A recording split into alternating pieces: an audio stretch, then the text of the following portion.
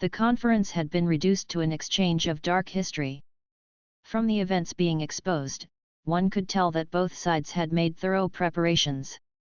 Some of them were even bringing up others wetting their bed back when they were 3 years old, and they were using any tactics they could to gain the upper hand. The two officials responsible for recording the contents of the conference were trying their best to repress their laughter. Their faces were completely flushed red. They had undertaken similar roles for many conferences in the past, but they had never encountered such a situation. Their handwriting was already becoming a little unsteady, and they didn't know whether they should even be recording the things that were being said. Even Michael wore a peculiar expression upon seeing this. However, his exemplary self-control ensured that he didn't laugh out loud, and he continued to listen in silence. So even adults can be so cheeky. That Uncle Alex and Auntie Irina sure are impressive to be able to teach all of them a lesson, though. I wonder what they look like. Maybe I'll get to meet them in the future? If only I could be as powerful as them in the future. Amy supported her chin with her little hands and looked on with a curious expression.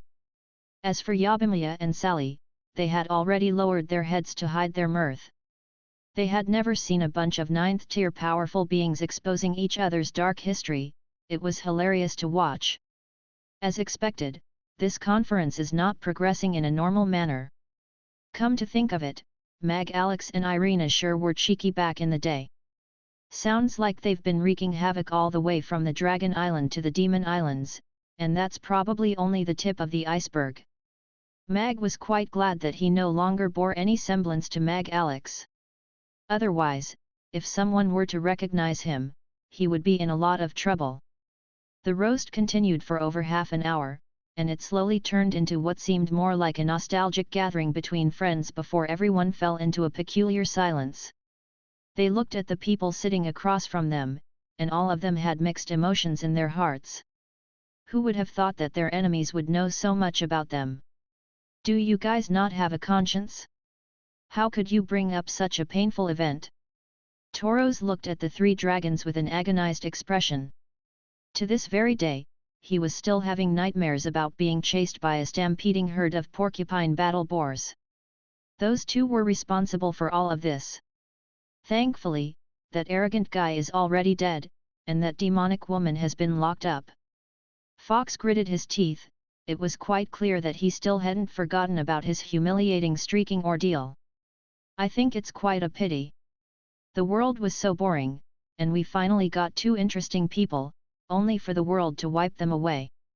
How unfair! In contrast, Dracula heaved a forlorn sigh. Everyone turned to look at Dracula in unison.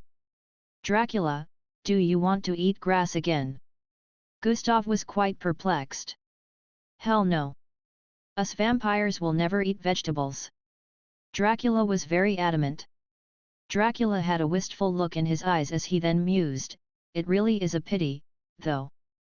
I heard that Alex was surrounded and killed in a sneak attack, and there were demons among his killers. As a demon myself, I feel ashamed that my brethren took part in something like this. If you can't fight someone fair and square like a gentleman, then don't fight them at all. In my eyes, Alex was a fine gentleman. He was a man of justice, and one of the most powerful of his time.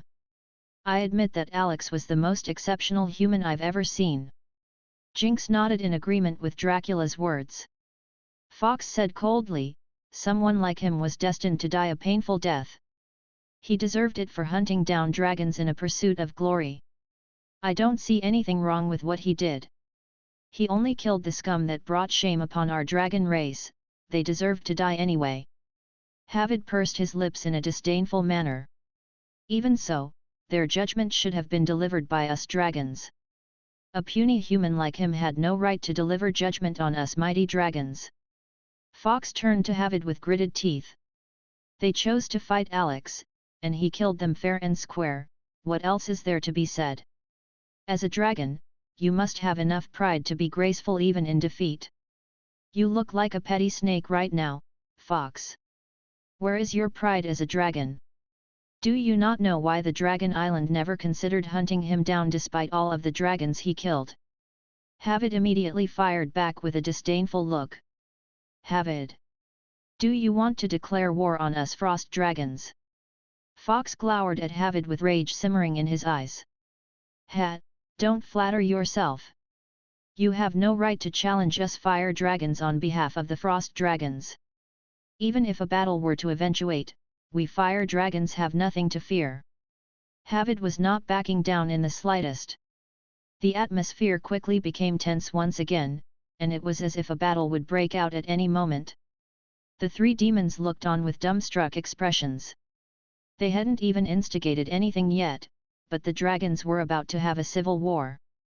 Those two legendary figures that stirred up the entire continent a few years ago really were a taboo topic.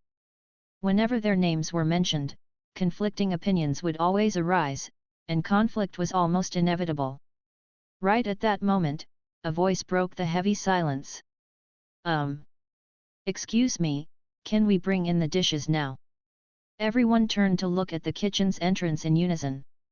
Fox's expression immediately darkened, but he forced himself not to flare up with rage. All of the other dragons and demons were also quite displeased to have their conference interrupted.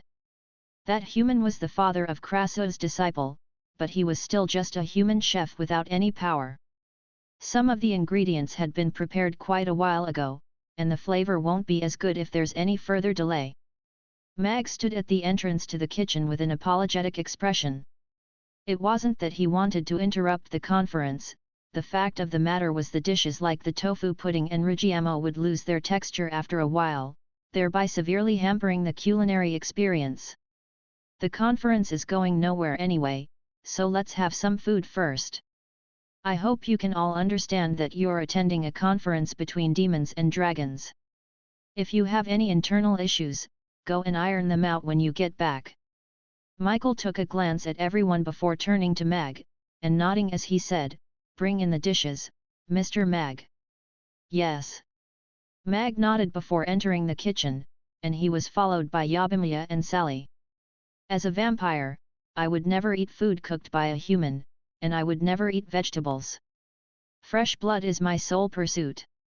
Dracula leaned back in his seat with a determined expression. "Hello, this is the savory tofu pudding." A clear crisp voice sounded as a bowl of savory tofu pudding was gently placed in front of him. Savory tofu pudding. Dracula surveyed the soft white substance in front of him with narrowed eyes. There was a layer of orange syrup over the top, as well as some diced pickled vegetables and dried shrimp. An alluring aroma wafted into his nose. He couldn't identify what that aroma was, it was different from both blood and grass, but it was extremely alluring, and he couldn't help but gulp. "Is this something's brains one? What's this tofu? A type of magic beast? Why have I never heard of it? It smells quite good, though, should I try it?" Many questions flashed through Dracula's mind, and he fell into deep thought as he looked at the savory tofu pudding in front of him. "Here's your sweet tofu pudding. Here's your savory tofu pudding." Yabimiya continued to bring out bowls of tofu pudding before placing them in front of everyone. They didn't inquire about which flavor their guests would like in advance, and simply made the decision in their stead. "I wonder if they'll like the fact that we chose the flavor for them. The conference is already very heated, I wonder if a battle will break out if they start arguing about whether the sweet or savory tofu pudding is better." Sally was a little perplexed as she turned to look at Mag. She was unable to comprehend why he sent out the sweet and savory tofu pudding together. Furthermore, he hadn't split up the two flavors between the two parties, either. Instead, each party was able to taste both different flavors. Michael looked at the savory tofu pudding in front of him, then at the different tofu pudding placed in front of everyone else, and he also wore a befuddled look on his face. He had heard from Robert about the sweet and savory factions of Mamie Restaurant. Was Mag trying to instigate an internal conflict between sweet and savory flavors among the dragon and demon representatives? Wouldn't that make the situation even more volatile and unpredictable? I love brains. Smashing open a creature's skull, then licking their blood and brains is an incomparable joy in life. Gustav looked at the sweet tofu pudding in front of him with excitement shimmering in his eyes. He rubbed his hands together eagerly, and said, "This restaurant owner sure knows how to enjoy life. I've never had sweet brains before. And what is this tofu magic beast? Why have I never heard of it? Humans are actually the cruelest race on the Norland continent. I haven't heard of anything that they don't eat. They devour everything from bugs to us dragons, they eat anything that can move. I refuse to eat something as disgusting as brains." Jinx crossed his arms with a disdainful expression. "I heard humans are the best cooks on the entire Norland continent. I'm actually quite curious to see what this savory tofu pudding tastes like." Havid was looking at his tofu pudding with curiosity on his face. Tauros, why is your tofu pudding different from mine?" Dracula looked at the sweet tofu pudding in front of Tauros, then at the sweet tofu pudding in front of Gustav, only to find that both of them had different tofu puddings compared to his. Slurp. Gustav had already placed a spoonful of sweet tofu pudding into his mouth. Everyone immediately turned their attention toward him. There's no way that food cooked by a human can taste good at all. Even if I were to starve to death here today, I definitely wouldn't eat a single mouthful of this. Dracula also crossed his arms with a determined expression. How could something this delicious possibly exist? Gustav swallowed the mouthful of tofu pudding, and his eyes immediately lit up. He stared at the tofu pudding in front of him with incredulity, and praised, "The texture is so smooth and soft, while the flavor is sweet yet not overpowering. Even though I can't taste any blood from this, the delicious flavor is irresistible. These are supreme quality brains. I've never had such delicious brains in the past. No magic beast has such smooth and fine brains." As soon as his voice fell, he began to shovel spoonfuls of tofu pudding into his mouth again. Is he serious? It's just a small bowl of brains, and it's been cooked by a human. How could it possibly be that delicious? Dracula was a little skeptical as he looked at Gustav. He then looked down at his own bowl of tofu pudding, and had to admit that it did look very appealing. Furthermore, the aroma was very special. It didn't smell anything like blood, but it still struck him with the urge to try it. No. I must resist this temptation. Dracula pinched his leg. He had just vowed to never eat this dish, so he couldn't go back on his word. Is it really that delicious? Everyone else also wore confused expressions. Tauros and Havid didn't hesitate any longer. The two of them immediately tried a spoonful of tofu pudding. Oh! Their eyes lit up in unison. What an incredible flavor! These definitely aren't some ordinary brains. They're indescribably delicious. Havid let loose a cry of surprise before quickly digging into his tofu pudding. Delicious! Absolutely delicious! I've never had such delicious food before. Tauros was also extremely animated, and he completely discarded his spoon to slurp on the tofu pudding with his mouth. This is so delicious! The two officials from the city lord's castle that were responsible for recording the contents of the conference were also digging in, and both of them wore blissful expressions on their faces. Who would have thought that even this tofu pudding could be so delicious? It's completely different from the spicy grilled fish, and it doesn't seem to consist of actual brains. Instead, it feels like it's made from some type of soybean product. I wonder what kind of cooking method was used to make soybeans so pristine white and smooth. The savory juices in conjunction with the chopped pickled vegetables and dried shrimp produce an amazing flavor. Michael also tasted a spoonful of tofu pudding, and was immediately entranced by its flavor. One spoonful of tofu pudding was eaten after another, and he simply couldn't stop. No one can resist Father's cooking, not even demons and giant dragons. A smile appeared on Amy's face at the sight of the customers that were devouring tofu pudding, just as if she had already predicted this in advance. Aside from the slurping noises from consumption of the tofu pudding, the only other sounds were words of praise. The delectable aroma of the pudding wafted throughout the entire restaurant, coercing those who had yet to try the dish into giving it a taste. This conference is extremely important, so I can't lose in any aspect. If they're eating this, then I must eat this too. Even though it's food cooked by a human, it can't be helped. I must sacrifice myself for the greater good. Dracula wore an expression that suggested he was walking to his execution as he placed a spoonful of tofu pudding into his mouth. However, his eyes immediately lit up, and he couldn't help but praise, "So delicious." One Dracula is being misled into thinking this as the literal translation of tofu pudding from Chinese is actually tofu brains. Let me get another savory tofu pudding. I'll get another sweet tofu pudding. One voice erupted after another, all filled with excitement and anticipation. I'll also get another savory tofu pudding. Before Dracula knew it, he had licked his bowl clean, and he raised his arm in a sheepish manner to ask for more.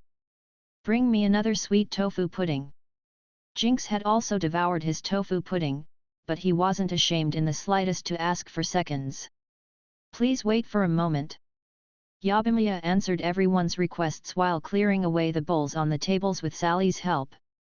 Uncle Bat, didn't you say that you wouldn't eat food cooked by a human even if you were to starve to death here? Amy turned to Dracula with a curious expression. Everyone also turned to him with mockery in their eyes. After all, he and Jinx were the ones who had protested against eating the dish the most vehemently. That's because as a vampire, it's imperative for us to adapt to different environments and foods for survival. Dracula coughed with an awkward expression. He turned to look at Mag, and his eyes lit up. A confident smile appeared on his face as he continued, also, for us vampires, blood and brains are all foods that can replenish our energy. This tofu pudding is made from brains, so it suits my tastes. I would never eat any vegetables. My apologies, but the tofu pudding isn't actually made from brains. Instead, it's made from soybean, so it's still vegetable-based. Mag returned Dracula's confident smile with a smile of his own. How is that possible?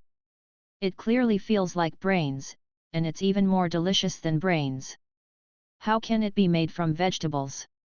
Dracula's smile stiffened, and he glared at Mag as he sprang up from his seat. He felt as if his intelligence were being insulted. Exactly.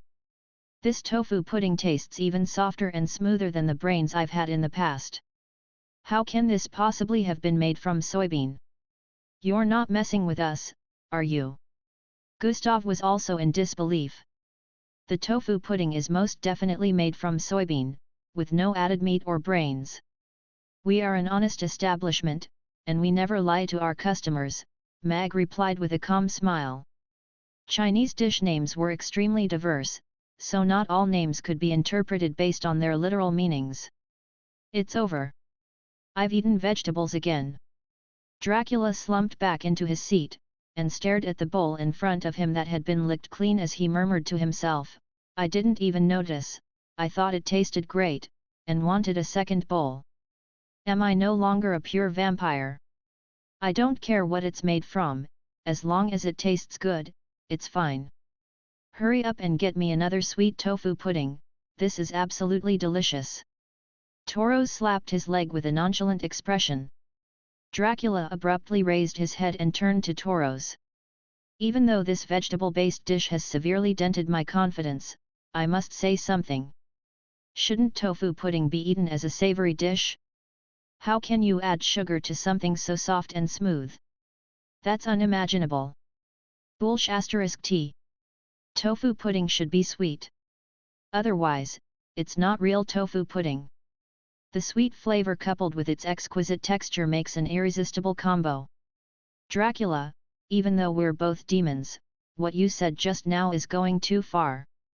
Gustav glowered at Dracula with an enraged expression. This tofu pudding is slightly sweet in itself, so the savory juices and other ingredients complement it perfectly. Only by combining those flavors can the consumer experience the true taste of the tofu pudding. If you scoop sweet syrup mindlessly over the tofu pudding, then it'll mask the pudding's flavor, making it a lot less delicious. Fox put down his spoon, and looked at Gustav and Toros with a serious expression as he said, tofu pudding should be eaten as a savory dish. Fox, you're still as ugly as ever, but I suddenly don't mind looking at you now. Indeed, I must agree with your opinion on savory tofu pudding. Dracula looked at Fox and nodded in approval. Sweet tofu pudding is the best. Jinx yelled. He then turned to Havid, and asked, "What do you think, Havid?" Havid looked down into his bowl, and he was just about to give a reply. "Remember that I'm paying for the table and chair that you destroyed," Jinx added. Havid's eyes widened with rage. He didn't think that Jinx could be so shameless. "Don't worry, Havid, tell us what you really think. I'll lend you the money." Dracula came to his rescue. "Of course the savory tofu pudding is the best." Havid immediately offered his opinion on the matter. He turned to Dracula, and nodded as he said, "I'll be sure to repay you, Dracula." Sweet, savory, the two parties were instantly split into sweet and savory factions. The giant dragons and demons were no longer fighting for their respective races. Instead, they had found allies in former enemies, and were fighting over tofu pudding instead. Could it be that this was Mag's plan to break the impasse? Michael glanced at the arguing representatives before turning to Mag with a perplexed look. He had hosted many conferences of this nature, and from his previous experience, no definitive result could be reached without at least 10 days of negotiations. That was why he had chosen Mamie Restaurant as the conference venue. He wanted to see if Mag's delicious food could act as a catalyst to speed up this process. Now, the negotiations had been completely derailed, and everyone was fighting over tofu pudding instead. If the old guys from their respective races were to hear about this, they would probably be fuming with rage. Mag merely looked on with a smile as if everything was going according to plan. He was well aware of Michael's intentions. As such, if he wanted to secure the plot of land in front of the restaurant as an outdoor dining area, he had to resolve the conference as quickly as possible. The dragon and demon species were quite comparable in power, so under normal circumstances, the conference could drag on for days on end. As such, he had to think of some special tactics to avoid such a lengthy process. "Uncle Bat, you were just arguing with the dragons not long ago, but now, you're arguing with your own teammates. Whose side are you on anyway?" Amy asked with a curious expression. Everyone suddenly fell silent upon hearing that. They looked at the people sitting across them, then at their own brethren, and peculiar expressions appeared on their faces. Yabimiya emerged from the kitchen with a platter of tofu pudding and placed the bowls in front of everyone, but no one dug in right away. "We've been united by this tofu pudding, so it shows that we are capable of agreeing on some matters. As such, I think we should make this conference more straightforward, and cut straight to the chase. All of the other nonsense can be skipped, so we can discuss the matter about the island in question rather than continue to hurl insults at one another." Dracula broke the silence first, and he picked up his spoon as he said, "Of course, all that will have to wait until I finish this bowl of savory tofu pudding." Pudding. Everyone finished their tofu puddings in blissful silence. They set their bowls down almost at the exact same time, and when they looked at each other again, the animosity in the air had receded significantly. Who would have thought that a bowl of tofu pudding would be so conducive to peace? Delicious cuisine really does work wonders sometimes. Michael was also quite surprised. He was afraid that the representatives would fight each other over the tofu pudding, but it appeared that his concerns were unfounded. "They're already done?" The two recording officials faltered momentarily before setting their bowls aside, and picking up their pens. They still had to keep detailed records of the conference. This must be the first time that tofu pudding has restored peace during a conference. Sally also wore a slightly peculiar expression. Conferences of this nature were always very complex affairs. Both sides would always try to fight the opposing party to secure more benefits, and many days could pass without a result being reached. However, it appeared that all of the unnecessary foreplay had been skipped. "I don't think we need to quarrel over stupid little things, either. The objective of this conference is to put an end to that pointless war so both sides can retreat," and we can then decide the ownership rights to the island. Jinx expressed his opinion on the matter. My thoughts exactly. It's just an insignificant island with no notable treasures on it, but a battle suddenly broke out for no reason, and it's very close to escalating into something very serious. We demons do not fear war, but we don't want to fight pointless wars, either, as that would just be a waste of resources. As such, we also want to put an end to this farce. Dracula nodded as he produced 2 copies of the same map. He tossed one map over to the dragons before spreading open the other map on his own table. With regard to the conflict over this island, after a discussion among the top 10 demon subspecies, we've decided to relinquish ownership rights over the island. However, we maintain that we were the first ones to discover the island. There are no special mines or treasures on the island, so I hope your dragon race won't try to claim it, either. My suggestion is that we leave it as is, and make it an island that neither of us have ownership over. From geographical perspective, the distance from this island to our demon islands and your dragon island is almost identical, so it shouldn't belong to your dragon race. Throughout the course of this battle, many of our brave demon warriors perished, whereas you dragons were quicker to summon reinforcements, so your side suffered almost no casualties. As such, I hope you can pay compensation for the brave demon warriors who have lost their lives. Dracula pointed at the small red dot on the map, and stated his opinion. You want us to give up on the island and pay compensation? Our dragon race does not have a habit of making such major concessions.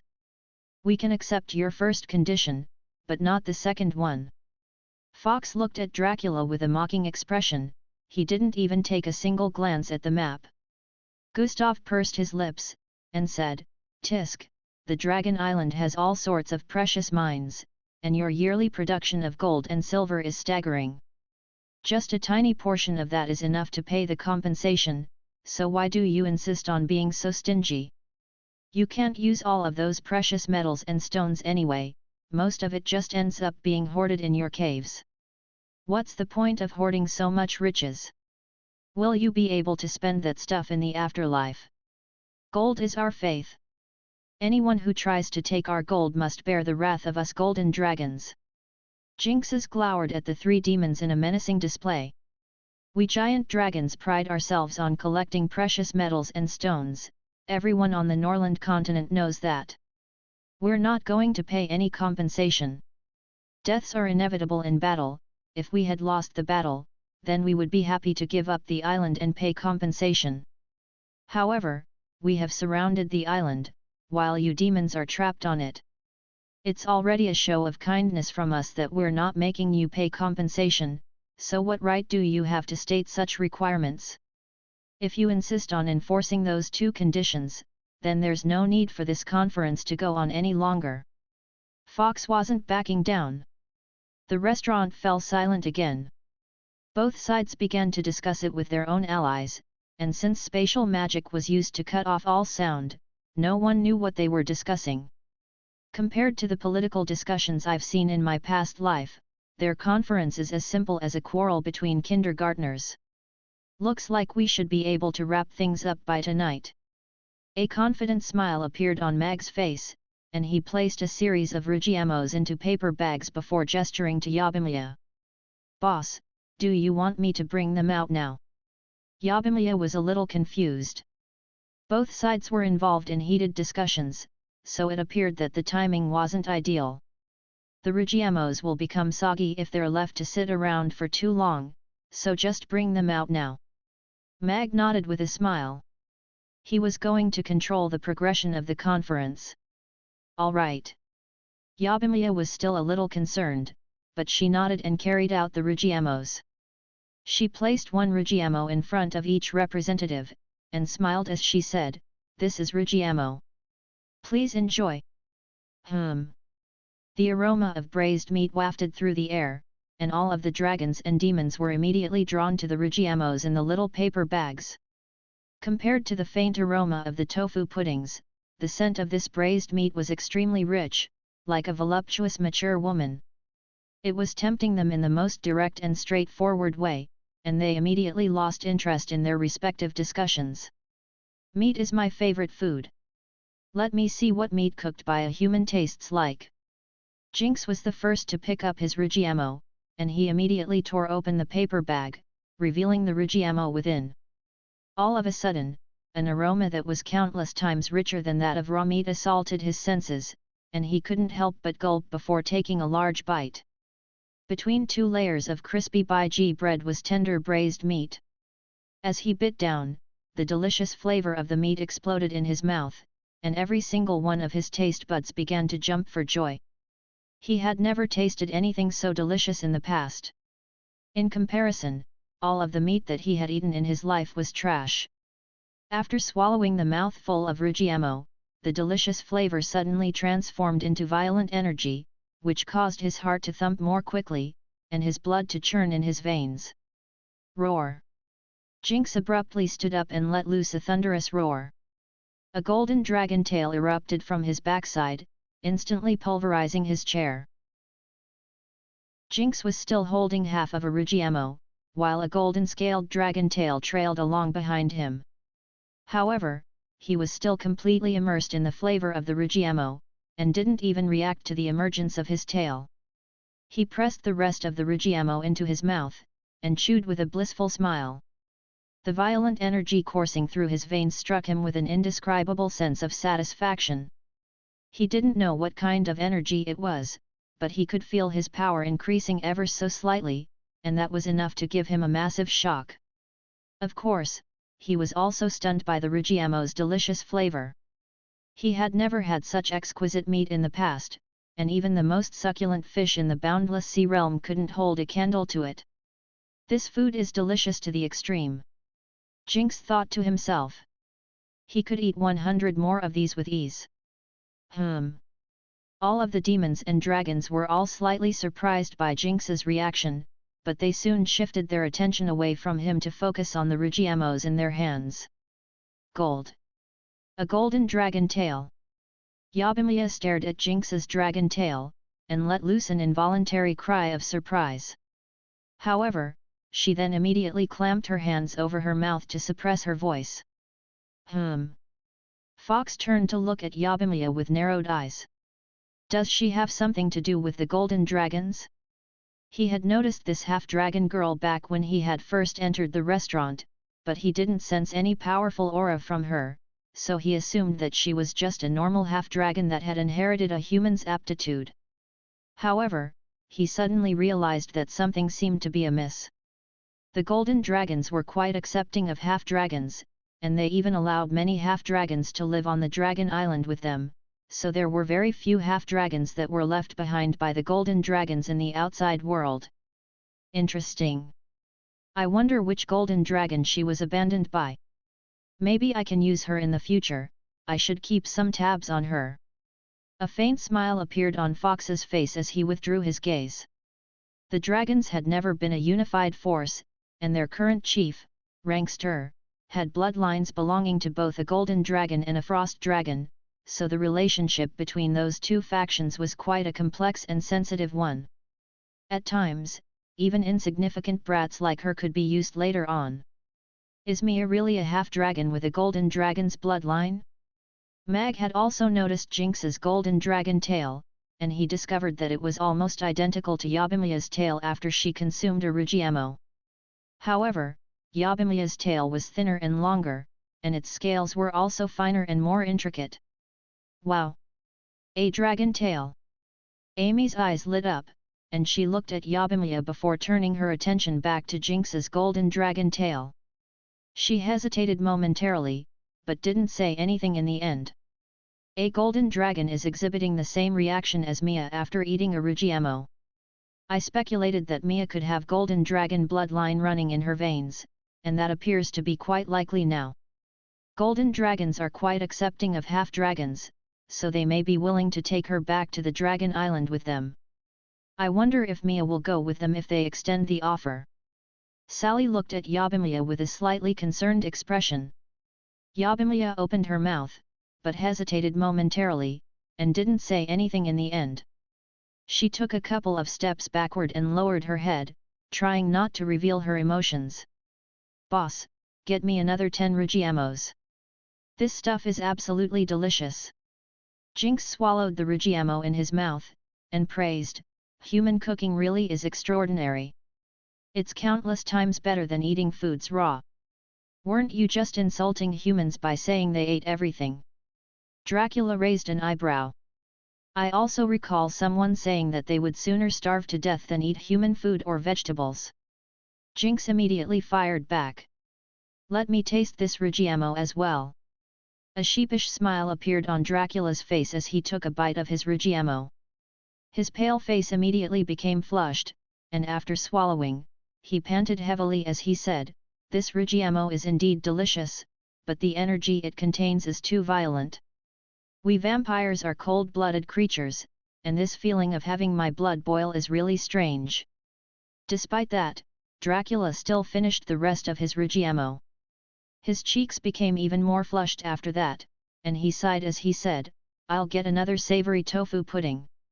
I feel like that's more suited to my tastes. This is delightful. What an incredible flavor. It's all pork, but why don't our abyssal boars taste like this? Who would have thought that humans would have amazing food? This food is far better than what we demons eat." Words of genuine praise were exchanged in the restaurant. Mag made his way out from the kitchen with a smile on his face as he said, "The tofu pudding and Rigiamo can continue to be supplied. All of you can look at the menus at some of the other dishes we offer.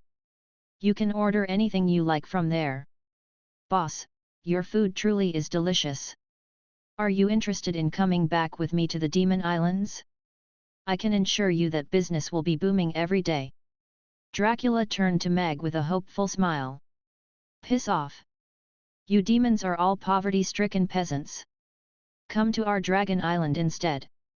We dragons may not have anything else, but what we do have is gold. If you can make such delicious Rigiamo every day for us, you can have as much gold as you like.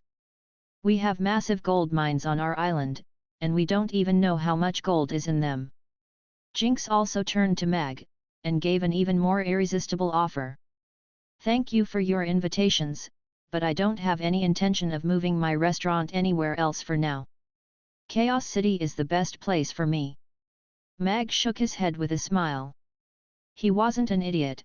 If he were to go to the Dragon Island or the Demon Islands, his freedom would definitely be restricted. Before recovering his past power, he had to be extra careful. As for earning money, the money had to come to him. If he were to chase after money, then he would lose his freedom. "I see." Dracula and Jinx were both quite disappointed to hear this. "So if I want to eat such delicious food in the future, I'll have to make a trip to Chaos City." Dracula heaved a forlorn sigh. After looking at the menu for a long while, Fox turned to Mag, and said, "I want a large insanely spicy grilled fish." "Insanely spicy? Sure, please wait for a moment." A slightly amused smile appeared on Mag's face. "Hee, you're the one who placed the order, so don't blame me. I'm going to make you cry today. There's fish? I love fish. I'll also get a large insanely spicy grilled fish. This image is so realistic. Did you use magic to transform your dishes into images?" Havid was amazed by the quality of the spicy grilled fish image on the menu. "I only asked an amateur artist to draw them for me," Mag replied with a smile. "Please explain to me what you mean by an amateur artist."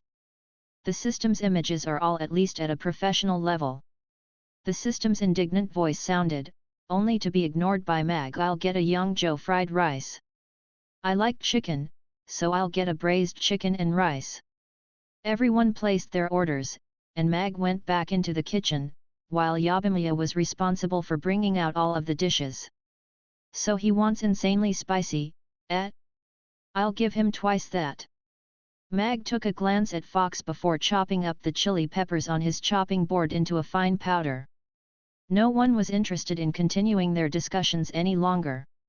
All of them were staring at the kitchen, waiting for more dishes to arrive. "Uncle Goldwire, you have to pay for that chair," Amy reminded. Jinx looked at the chunks of wood that remained from what was his chair a moment ago, and he scratched his head sheepishly as he said, "The Rugiamo was too delicious, so I couldn't control myself. I'll be sure to pay for this chair. Here are the 10 Rugiamos you ordered. Would you like a new chair?" Yabimiya set down a platter of Rugiamos in front of Jinx. She appeared to be a little nervous. "No need, I'll just stand while I eat. Otherwise, I'll just keep breaking chairs." Jinx shook his head with a smile. He then looked at Yabimiya with a curious expression, and asked, "What dragon bloodline do you have, little girl? Why are you working here as a waitress? We dragons are proud creatures, no matter how good the food is here, we shouldn't stoop to serving others like this." Yabimiya opened her mouth to reply before lowering her head with a dejected expression as she said, "I don't know what type of dragon bloodline I have, either." "Oh, is that so?" Jinx was a little perplexed as he looked at Yabimiya. "However, I like my current job. This job gives me pride, and it has never made me feel inferior to anyone. I enjoy my current work and life." Yabimiya raised her head again, and looked into Jinx's eyes with an earnest expression. Jinx looked at the confidence and pride in Yabimiya's eyes, and a hint of surprise appeared on his face. He had seen many half-dragons on the Dragon Island, and the majority of them had rather low self-esteem. However, he could sense that the pride in this little girl's heart was very genuine. "I hope you never lose this pride and confidence. I wish you good luck." Jinx smiled as he bit down into his Rugiamo, and he was immediately immersed in its delectable flavor. "I will," Yabimiya replied in a light voice. Her words were a reply both to Jinx as well as to herself. "Here's your insanely spicy grilled fish." Yabimiya soon went back into the kitchen, and brought out a large grilled fish for Fox. The massive grilled fish was stewing in red juices, within which were countless chili peppers. Just the aroma of the dish made Fox's throat go dry. "This aroma! How can it possibly be so spicy? Just smelling it is making me tear up." He lived in Chaos City year-round, so he wasn't unfamiliar with human food. As such, it was not his first time eating spicy food. In fact, he enjoyed spicy food, which was what prompted him to choose the insanely spicy level in the first place. However, it appeared that this spiciness was different from anything he had ever seen before. Despite its formidably spicy aroma, the smell of the fish was extremely alluring, and Fox picked up his chopsticks almost involuntarily. "A frost dragon eating an insanely spicy grilled fish, this place is going to look like a sauna soon." Michael shook his head with a smile. Mag hadn't given any warning to Fox about just how spicy the insanely spicy grilled fish would be, so it appeared that he was exacting his revenge on Fox. "This fish looks really extraordinary. The scorching aura emanating from it is making my blood boil." Havid looked at the spicy grilled fish that Sally had just presented to him, and his skin began to turn red as if it would burst into flames at any moment. "Wait, I have to move the chair away before I start eating. Otherwise, I'll have to pay for burning the furniture again." Havid picked up his chopsticks, but he quickly remembered to move his chair a safe distance away before digging in. He had learned his lesson from before, and was not taking any chances. In reality, he was one of the more poverty-stricken giant dragons, as such, he valued money a lot more. Even though the dragon race covered the expenses for this trip, there was no guarantee that they would pay for any damaged furniture. The two of them took their first bites of fish almost in unison. "Arg! Roar!" A howl of anguish and a roar of excitement erupted at the same time. Fox pressed his hands tightly onto the table as he panted heavily. His face was as red as a monkey's bum, and steam rose from his body amid a crackling sound reminiscent of the sound that dry ice made when coming into contact with water. Soon, his entire body was enshrouded in water vapor, presenting quite a startling spectacle. At the same time, Havid's entire body was alight with roaring flames, and his entire body had been set on fire, but the chopsticks in his hand remained unscathed. How could there be such delicious fish in this world? It's absolutely amazing.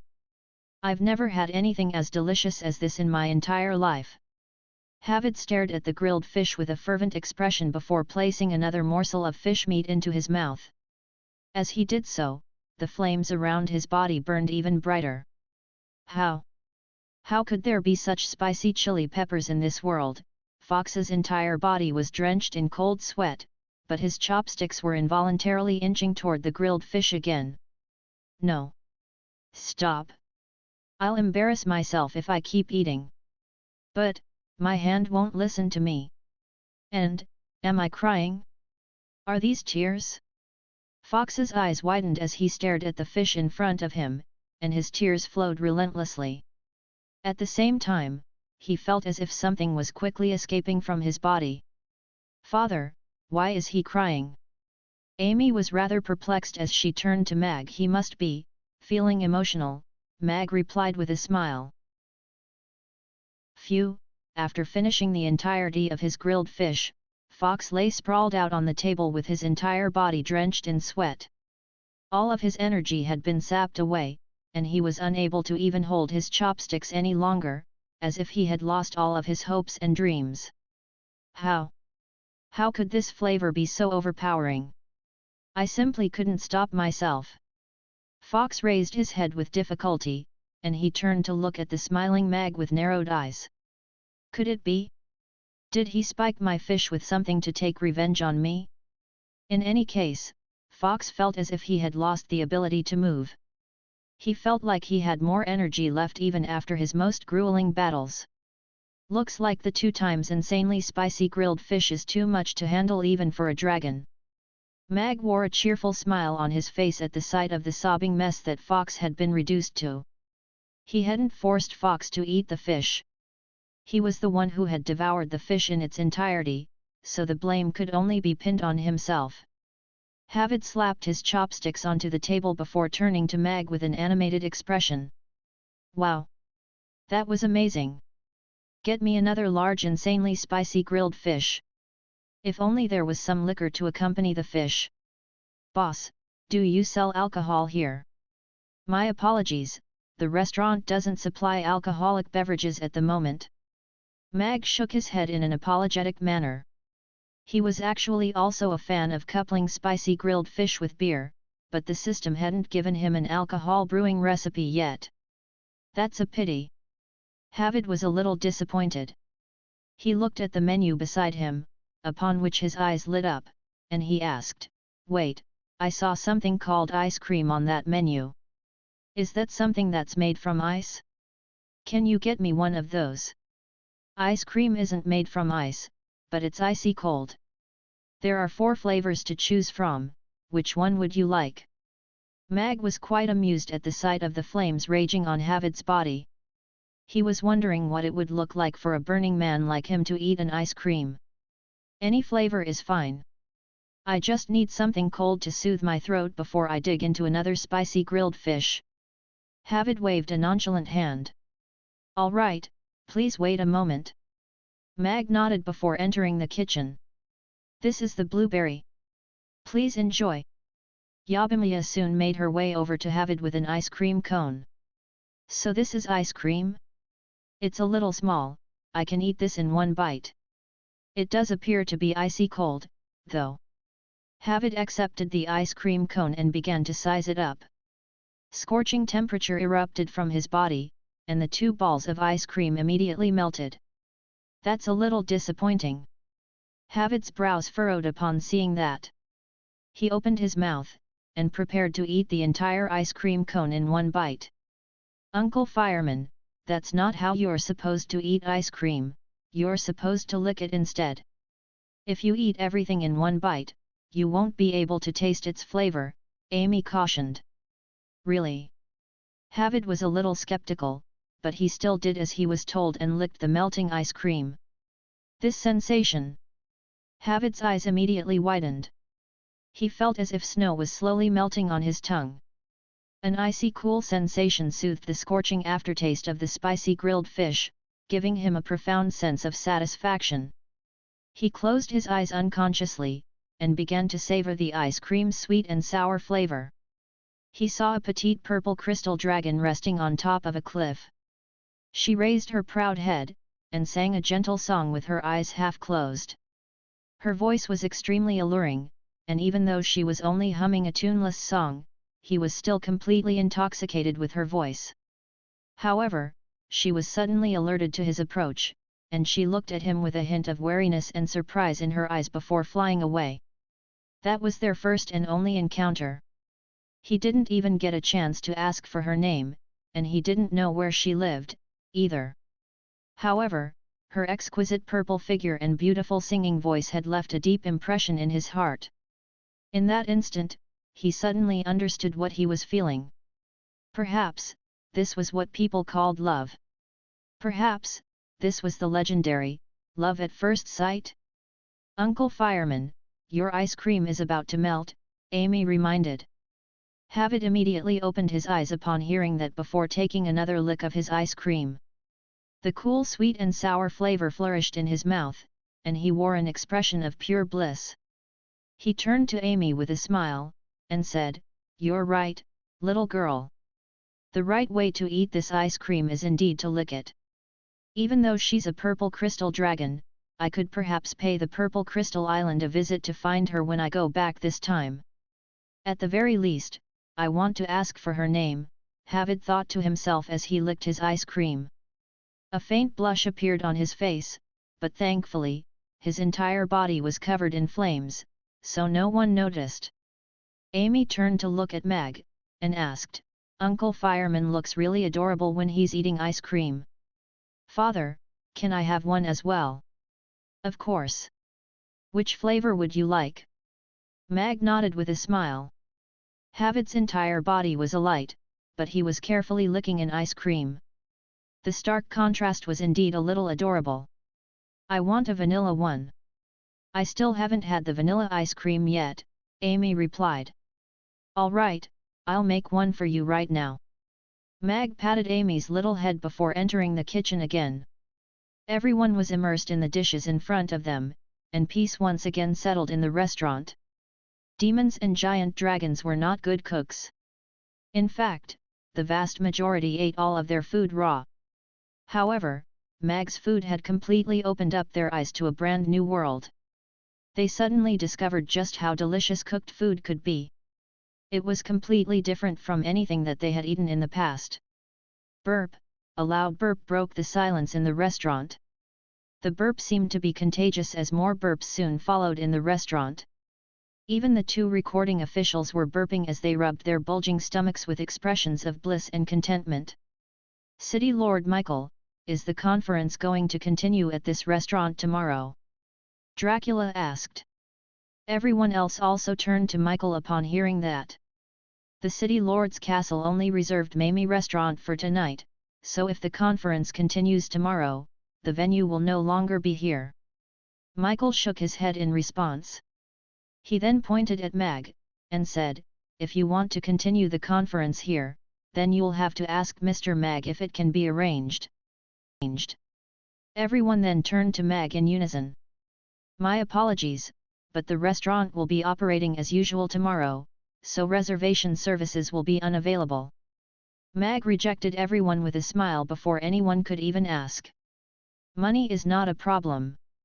Serving us will surely be a lot easier than serving all of the customers that you get throughout the day. We'll reserve the restaurant for an entire day tomorrow, let's leave it at that for now." Jinx was determined to reserve the restaurant. "My apologies, but the restaurant doesn't offer reservation services during its normal days of operation. This is a rule of the restaurant, and also a promise that I have made to my customers. If you'd still like to dine at the restaurant, then please come during our business hours tomorrow." Mag declined firmly, yet still in a polite manner. He then looked at the clock on the wall, and said, "Also, the restaurant is about to close for the day soon. If you'd like to order more food, then please do so before 9 p.m. "Hey!" Everyone's expression became a little strained as they looked at Mag. Not only had he rejected their proposal to reserve the restaurant, he was even preparing to kick them out soon. "Let me get another Young Joe fried rice and savory tofu pudding." Dracula looked at the clock on the wall, only to find that it was already 8:40 p.m. "I'll get another spicy grilled fish. Make it a super spicy one this time." The insanely spicy grilled fish was a bit too much. Verb. Everyone burped as they ordered more dishes. They were already full, but passing up the opportunity to have more of this delicious food would be like inflicting torture upon oneself. "All right, please wait a moment." Mag nodded with a smile as he re-entered the kitchen. He took a glance at the 6 representatives, and his smile widened as he thought to himself, "Looks like we'll be getting a definitive result soon." Verb. "I say we just end this conference right here. We won't ask for compensation anymore, but we're not going to apologize, either. We'll get all of our troops to vacate the island, and no one will have any ownership rights over it. We'll just release a statement that our armies fought each other to a stalemate and no victor emerged, so both sides decided to retreat, and that'll be the end of the matter." Dracula burped as he looked at the 3 giant dragons, and said, "We can all have some fun in Chaos City in the next few days. It's not often that we get to come here, and I don't want to have to spend any more time looking at your ugly mugs. I'd much rather go look at the pretty little girls on the streets, and come and dine at Mamie Restaurant. That's the kind of life I want to live." Fox struggled to his feet and adopted a serious expression. "How can you treat such an important conference in such a farcical manner? The giant dragons have always dominated this battle, so what's this nonsense about a stalemate? I firmly disagree with equals I agree. Let's sign the relevant documents tomorrow. I have some urgent matters that I have to attend to, so I need to go back soon. I fully approve of Dracula's proposal." Havid raised his hand and cut off Fox's words of objection. "If we can't continue the conference in Mamie Restaurant, then we wouldn't be able to eat their delicious Reggiano. That is a true tragedy. As such, I also approve of Dracula's proposal. Let's just end the conference here, and all of our warriors can go back for a well-deserved rest." Jinx raised his hand, and turned to Fox, who wore a thunderous expression on his face as he said, "Fox, we've decided before coming here that in the case of an internal disagreement, we'd settle this with a vote. The vote stands at 2-1, so it's decided. You're responsible for our dragon race. I'm going to reveal all of this to everyone. You two will have a lot of explaining to do once we get back." Fox was absolutely furious, and his hands trembled as he glowered at Havid and Jinx. "Fox, you may have a big mouth, but don't forget that we have 2 mouths on our side. Do you think everyone will believe you or choose to trust the 2 of us? I know what you're thinking. The frost dragons have indeed contributed a lot to this ongoing battle, but the best course of action for the entire dragon race is to put a stop to this battle as soon as possible." Havid looked at Fox with a firm expression. Fox looked deeply into Havid and Jinx's eyes, and even though he was still unwilling to accept this result, he had no choice but to concede. As expected of Mr. Mag. "If he wasn't running this brilliant restaurant, I would hire him as my chief advisor no matter how much money it would cost me to do so." A smile appeared on Michael's face as he leaned back into his chair. This was the fastest and most efficient conference that he had ever hosted. His job would be made a lot simpler if all future conferences could follow this example. The 2 recording officials from the City Lord's castle had only just brought out their pens and paper, but the conference was already over. Dykus had also been present throughout the course of the conference, and he wore a stunned expression on his face. He then turned to Mag with a look of admiration in his eyes. Theoretically, the City Lord was the one who was hosting the conference, but the one who had been controlling the rhythm and direction of the entire conference was actually Mag. The City Lord had accepted all of Mag's conditions, including his proposal to postpone the conference to a later time, and Dykus had been quite skeptical of that decision. However, the City Lord had achieved everything that he had set out to achieve by accepting those conditions, and the conference had concluded in record time. Both sides were clearly well prepared, so as soon as they entered the actual negotiation phase, everything progressed relatively smoothly. An agreement had basically been established, and there were only a few minor details that had to be ironed out before the relevant documents could be signed the next day. Before coming here, I was told that the conference would be a really difficult and long-winded process. Things progressed a lot smoother than I expected. Dracula adjusted his clothes with a cheerful expression. My thoughts exactly. You demons aren't as bad as I thought. We're most likely going to have to fight again in the future, but I really enjoyed dining with you guys today. Jinx nodded in agreement, and everyone burst into laughter upon hearing that.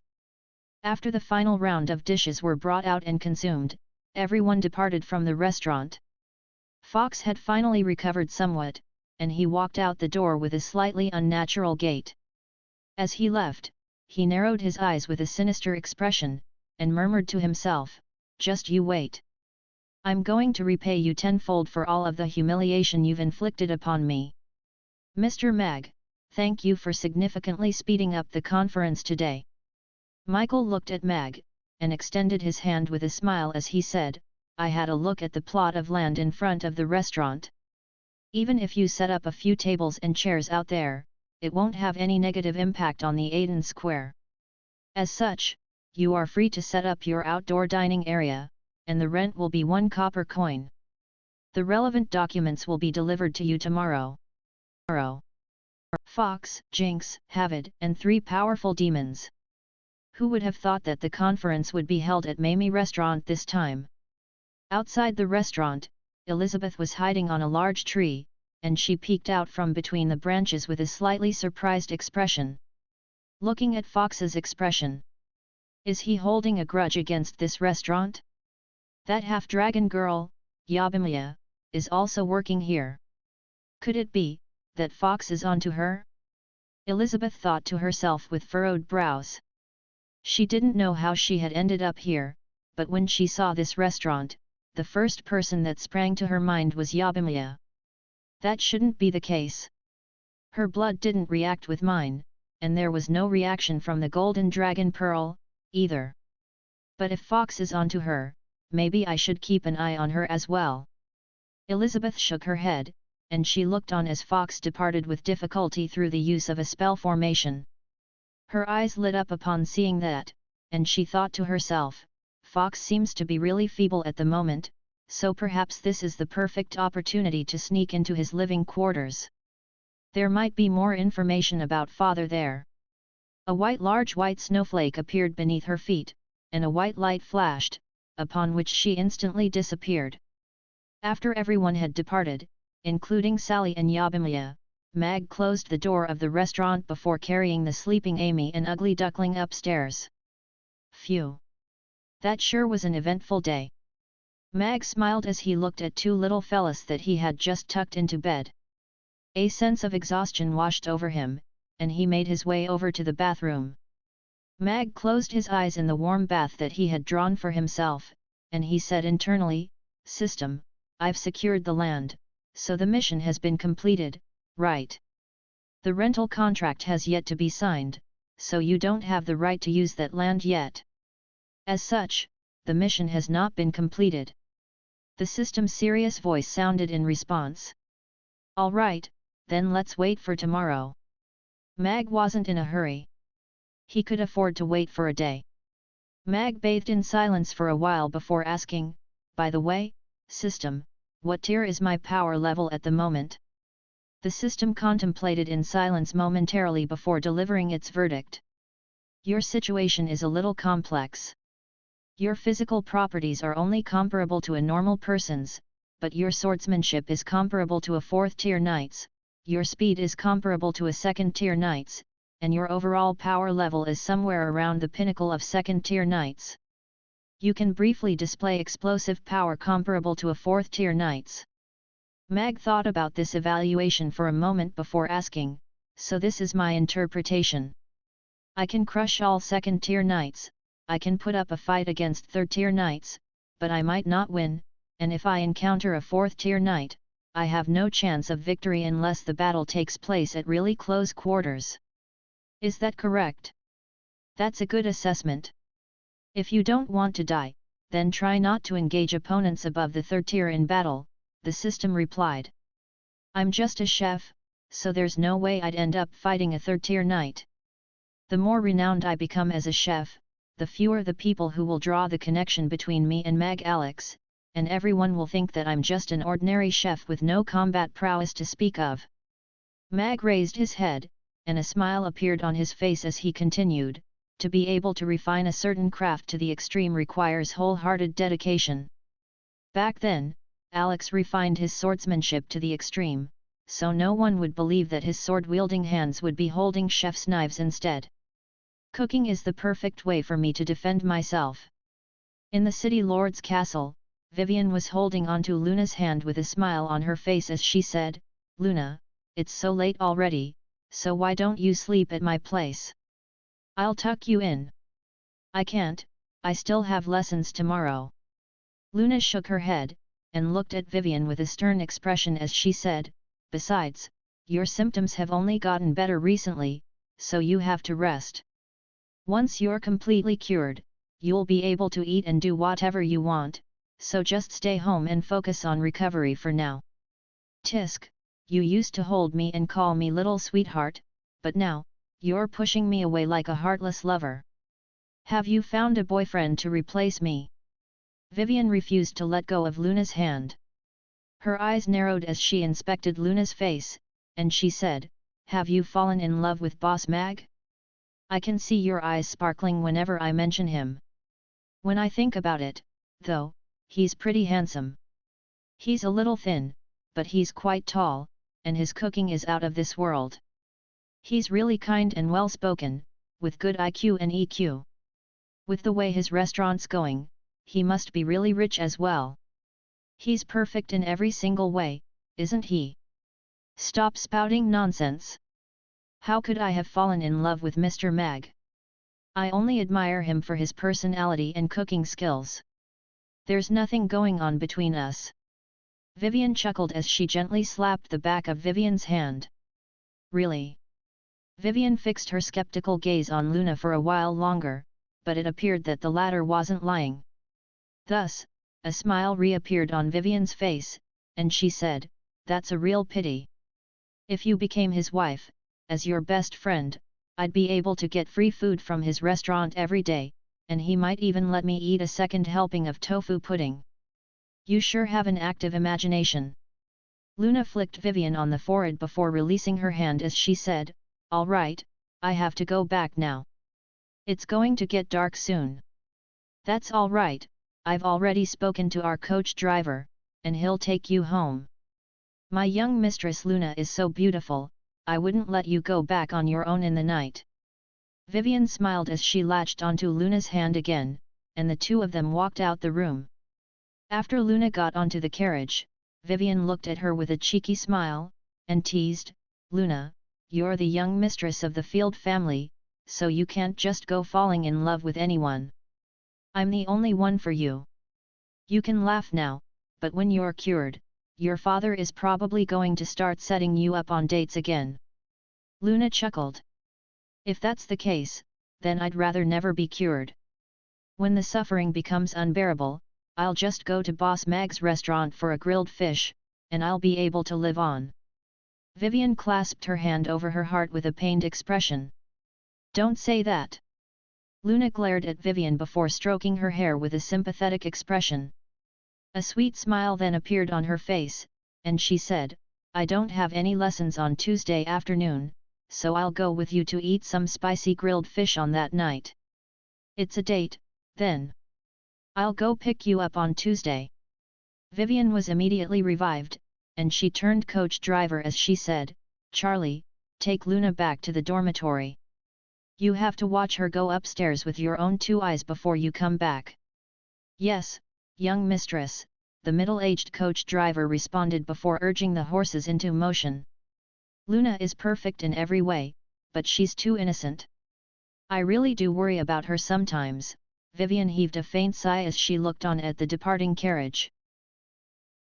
The next morning, Mag woke up early to prepare ingredients. He then woke Amy up, had breakfast with her, and accompanied her to Chaos School for lessons with Krasu. Sun Tzu. After entering the magic room, Amy immediately rushed over to Krasu with a purple crystal in her hand, and asked, "Teacher Krasu, can I put this purple crystal onto my wand?" "That's just a normal purple crystal. I've already added the eye of a 9th tier purple gold blaze bird onto your wand. It can allow you to see everything in a radius of 5 kilometers around you in the form of projections, and it's much prettier than this little crystal." Krasu shook his head before placing the little crystal back into Amy's hand. He smiled as he said, "The wand is almost complete. I'll be able to give it to you tonight. But this is not just an ordinary crystal. Jessica gave it to me, and it's the most precious thing that her father gave to her." Amy looked up at Krasu with an earnest expression. Krasu looked into Amy's eyes for a while, and a benevolent smile appeared on his face. He patted her little head, and nodded as he said, "All right, then Master will add this precious crystal onto your wand as well." "Thank you, Master Krasu." Amy was very elated as she turned to Mag, and asked, "Father, Jessica will be really happy if she sees this, right?" "I think she will be." Mag nodded with a smile, casting a grateful glance at Krasu. Krasu stowed away the purple crystal, and smiled as he said, "Arthur and the other little brats from the Magus Tower should arrive in Chaos City today. They were apparently sent here to congratulate me on accepting a disciple, but I'm sure those old farts don't have any good intentions in mind. They most likely sent those brats here to challenge little Amy." "They're going to challenge me? Master Krasu, does that mean some bad people want to fight me?" Amy looked up at Krasu with a curious expression. "Master Krasu, Amy has only been learning magic for a short time, won't she be in danger?" Mag was a little concerned. It appeared that Krasu wasn't a very popular figure in the Magus Tower. "Don't worry about that. Those old guys are shameless, but not that shameless. They're not going to send their direct disciples to challenge Amy. Otherwise, they'd become the laughingstock of the entire continent. As for those little brats, let them come. Amy has only been studying magic for about half a month, but she's my disciple, so she'll have no issues taking care of them." Krasu waved his hand nonchalantly. "Don't worry, Father, I'll definitely defeat all of them." Amy also looked up at Mag with an earnest and confident look on her little face. "I believe in you, Amy." Mag nodded with a smile. Krasu's words were a great relief to him. If he was sure that Amy would be fine, then she was most likely ready. Thus, Mag left the magic room, and he bumped into Heidel as soon as he made it to the school gate. Heidel's eyes lit up at the sight of Mag, and he immediately made his way toward Mag as he said, "What a coincidence! We meet again, Mr. Mag. I wanted to go and find you today, but who would have thought that I would bump into you here? Do you have some time now? I want to discuss some details about the steam engine with you." "My apologies, Principal Heidel, but I have to go back to the restaurant to prepare some ingredients, so I don't have time to talk at the moment. However, if you have some questions, you can come over during the restaurant's recesses. I might not be able to provide much help, but I'm happy to offer my opinion if required," Mag replied with a smile. Heidel's hair was a little disheveled, and his eyes were quite bloodshot, indicating that he had not been sleeping very well lately. "I see. All right then, I'll leave you to it. I don't have any lessons this afternoon, so I'll come to your restaurant to find you." Heidel nodded with a smile, and didn't force the issue. "Sure. I'll see you then." Mag nodded before exiting the school. He rode on his bike slowly toward his restaurant. The Aiden Square wasn't a very lively place this early in the morning. Many shops were still closed, and there was an occasional bleary-eyed pedestrian that had come out to buy breakfast. The marble surface of the square shimmered under the light of the rising sun, and the evergreen trees in the square were still full of vitality despite the fact that autumn had arrived. Everything was very peaceful and tranquil. This is a little different from the alternate world that I imagined as a kid. But this is not bad. A smile appeared on Mag's face as he rode on his bicycle, occasionally greeting the customers that he recognized on the streets. He parked his bicycle in front of the restaurant, and extended a greeting toward the customers lined up outside. Aside from Yabimiya and Sally, Dykus was also waiting for him with a stack of documents in his hand. "Mr. Mag, I've been sent here by the city lord to present this rental contract to you. After signing this contract, you'll be able to use the plot of land in front of your restaurant as an outdoor dining space." Dykus smiled as he looked at Mag, and his gaze lingered on his bicycle momentarily. "Sure, please come in, Mr. Dykus."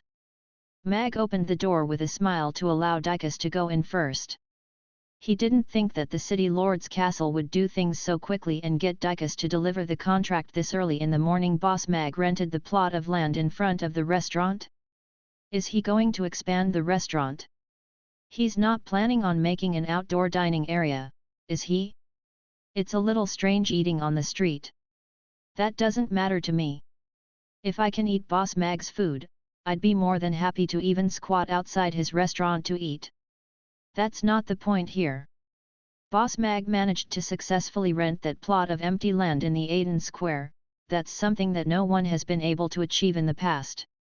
As expected, Boss Mag is no ordinary man. All of the customers lined up outside the restaurant were discussing spiritedly among each other. They were curious what Mag was planning on doing. "Boss, are you really setting up an outdoor dining area? You requested to rent this plot of land just because of my suggestion the other day." Yabimiya was very touched by Mag's gesture. "Mr. Mag, you can have a look at the rental contract first. The rental period will be 3 years, with a fee of 1 copper coin per year.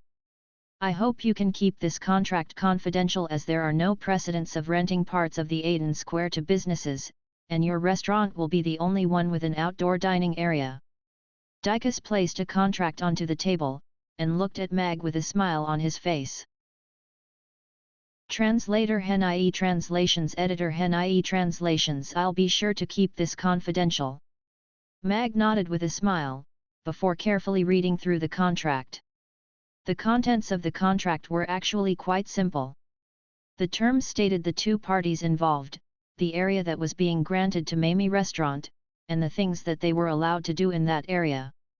Aside from that, there was a non-disclosure agreement and a 3-year rental contract. 1 copper coin per year was virtually nothing, so the plot of land was essentially being rented to Mag for free. There were no issues with the contract, so Mag signed it. "Mr. Mag, your performance last night was truly brilliant. If you wanted to, you would make a brilliant politician." Dykus picked up the contract, and extended genuine praise toward Mag. "I'm just a chef." Mag shook his head with a smile. He looked at Dykus, and asked, "The restaurant is going to open soon. Are you going back to the city lord's castle right away, or would you like some breakfast first?" "I came here on an empty stomach," Dykus replied with a smile. "All right, please come in and have a seat. The restaurant will be open soon." Mag nodded with a smile. "By the way, the reservation fee for last night will arrive after the application goes through our finance department, so it should be here today," Dykus added. "No problem." Mag nodded with a smile. He wasn't worried about the city lord's castle refusing to pay him. Furthermore, he felt like he deserved the 300,000 copper coins. After all, he had expended a lot of brain power to facilitate the successful conclusion of the conference the night prior. As soon as the clock struck 7:30, Mag opened the restaurant door with a smile, and greeted, "Welcome, everyone. Today, our restaurant will be releasing a new product. It's called ice cream, and there are 4 flavors that you can choose from. As the name suggests, ice cream is quite cold, so it's not suitable to be consumed on an empty stomach.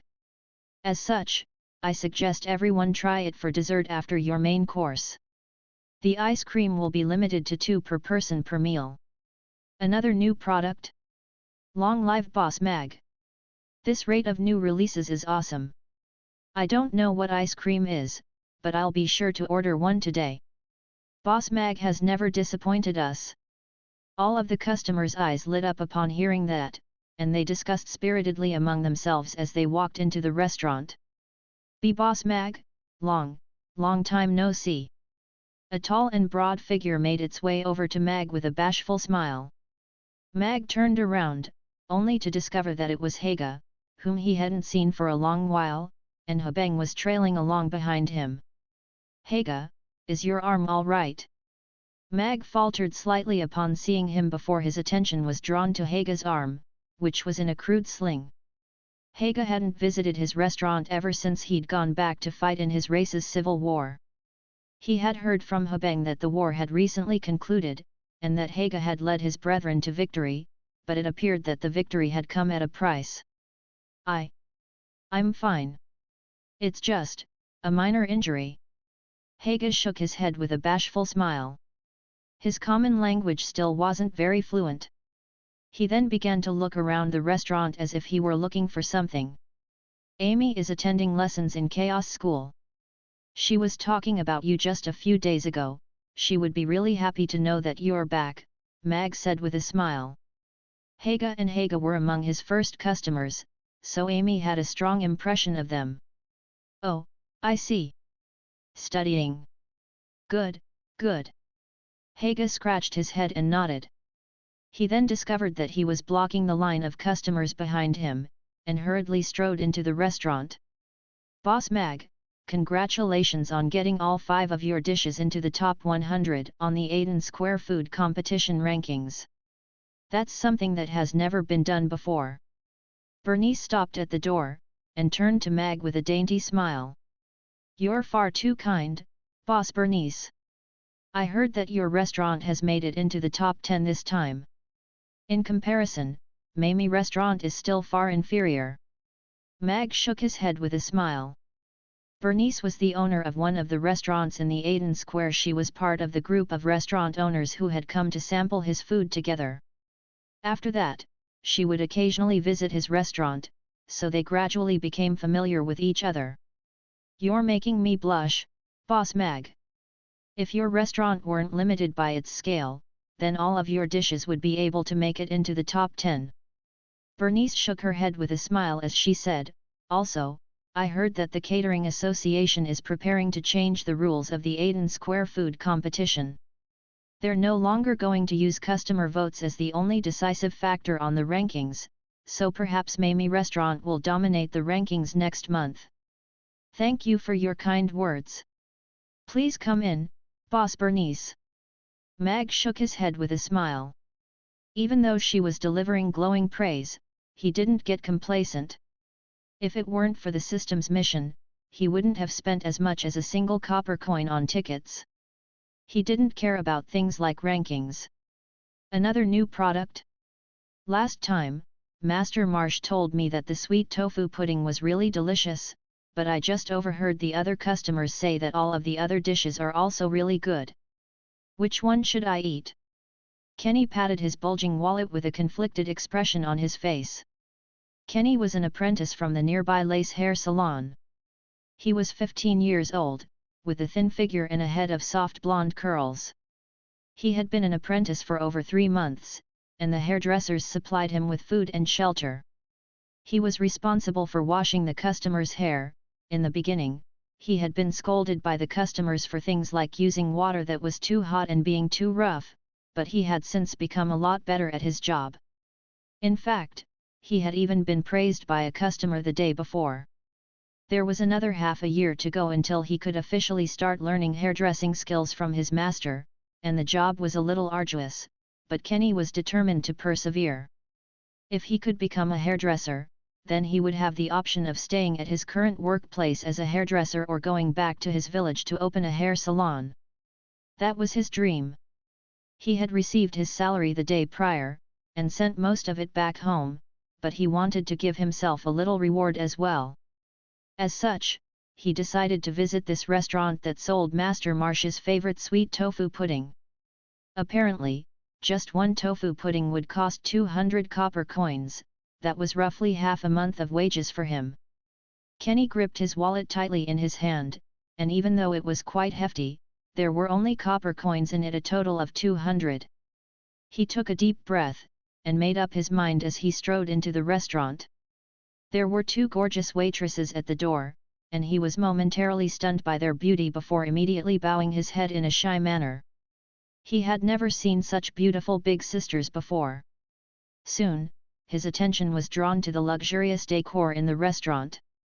The dazzling crystal chandelier, the exquisite artwork on the walls, all of it was slightly overwhelming to him. It was his first time coming to such a lavish place. Yabimiya looked at Kenny with a smile, and said, "There's an open seat over there. Here's a menu, you can have a look and order what you'd like to eat." "Oh. Oh, thank you." Kenny looked at Yabimiya's warm smile, and his nerves were instantly soothed a little. He opened the menu, and his eyes immediately lit up. "Is this the tofu pudding? It looks really delicious. And this Rujiamo dish looks really awesome too. This fish. I've never had fish before, it also looks super delicious." After looking at all of the dishes on the menu with an excited expression, Kenny then turned his attention to the prices, upon which he immediately fell silent. "With 200 copper coins, I'll only be able to get the tofu pudding or the ice cream. Master Marsh says the tofu pudding is really good, so it must be really delicious, but if I get the ice cream, I'll be able to taste the ice cream before Master Marsh does. That way, I'll be able to join in on their conversation when they talk about Mamie restaurant again." Kenny was struggling to choose between the tofu pudding and the ice cream. An elderly man sitting beside him wore a smile on his face as he said, "Young fellas like you should be experimenting with new things." He then proceeded to order a sweet tofu pudding for himself. "I'll get a chocolate ice cream," Kenny said to Yabimiya as he closed the menu. Chocolate was something that he had never heard of, and it seemed to be more mysterious than the other three flavors. "Sure, please wait a moment." Yabimiya nodded at Kenny with a smile on her face. She didn't ask any questions, as she saw a shadow of her younger self on Kenny, so there was no reason to ask why he only ordered a single ice cream. "Thank you." Kenny was feeling quite flattered. He then saw the smiling Yabimiya attend to all of the other customers in the restaurant, and his eyes gradually lit up. He suddenly understood why he wanted to become a hairdresser, and what he should do after becoming a hairdresser. He was going to stay at Chaos City, and at Lace Hair Salon. He was going to become the best hairdresser at Lace Hair Salon, and save up money so he could open his very own hair salon in Chaos City. "One day, I'm going to sit here like everyone else, ordering whatever I like, not limited in choice by the paltry 200 copper coins in my wallet." Kenny slowly clenched his fists, and a confident smile appeared on his face. "You're back, Haga. What happened to your arm?" Mabai had also come to the restaurant for breakfast, and he was quite surprised to see Haga and Habeng. "Yes, last night, just came back. Arm is fine, just broken. It will be good after a while," Haga replied with a smile. He extended his hand toward Mabai in a grateful manner, and said, "Th. Thank you, Boss Mabai. It was thanks to the weapons you supplied that we won this war. There's no need to be so polite. I thought you would inherit the tribe's chief's position this time, who would have thought that you'd come back to Chaos City so soon?" Mabai smiled as he shook Haga's outstretched hand. "My father wanted him to inherit the position, but he didn't want to. If I were in his shoes, I wouldn't want to, either. If he becomes the tribe's chief, his freedom will be restricted, and he won't be able to come dine at Boss Mag's restaurant very often." Habang chuckled. Haga also put on a bashful smile. The three of them chatted for a while before Haga looked around him with a curious expression, and asked, "Conti Nicholas? How is he? You mean that donkey rider? I haven't seen him for a long time. Last I heard, he was going to a rural town in the north to find a giant dragon. He's been gone for about half a month, I haven't seen him since. With his power level, it would be alright if he didn't encounter a giant dragon, but if he did, he most likely wouldn't be able to come back." Habang shook his head with a forlorn sigh. Mabai smiled, and said, "Conti could be more powerful than we imagine. I've seen many knights in my life. Usually, the more powerful they are, the less talkative they are. The talkative ones are usually the ones who die the quickest. Knights like him often live for quite a long time. Clip clop, clip clop. Right at that moment, the sound of approaching donkey hooves was heard, and a silver-grey figure straddling a donkey approached the restaurant. He got off the donkey before tying it to a nearby tree. What do you know? There he is. Looks like he didn't encounter a giant dragon this time. Habeng smiled as he looked at the approaching Conti. Conti walked through the door of the restaurant, wearing his usual smile on his face. He was a little surprised to see so many customers in the restaurant, but his eyes soon fell upon the only open seat, which was at Habeng's table, and he began to make his way there. Hey there, donkey-riding dragon-slaying warrior, did you encounter a giant dragon this time? Habeng greeted him like an old friend. All of the customers turned their attention to Conti with curious expressions upon seeing that. Dragon-slaying warrior was a very special title on the Norland continent. The last person who was able to do that title justice was Mag Alex, a man who stood at the very pinnacle of the Norland continent. He was practically bathed in dragon blood during his meteoric rise, and no other knight could compare to him. There were disparities in power levels even among giant dragons. As such, many knights had been able to slay dragons in the past few years, and many of them prided themselves on killing an evil-doing giant dragon. Of course, in the past 3 years following Mag Alex's death, no knight in the entire Norland continent had been able to slay a 10th-tier giant dragon. Long time no see.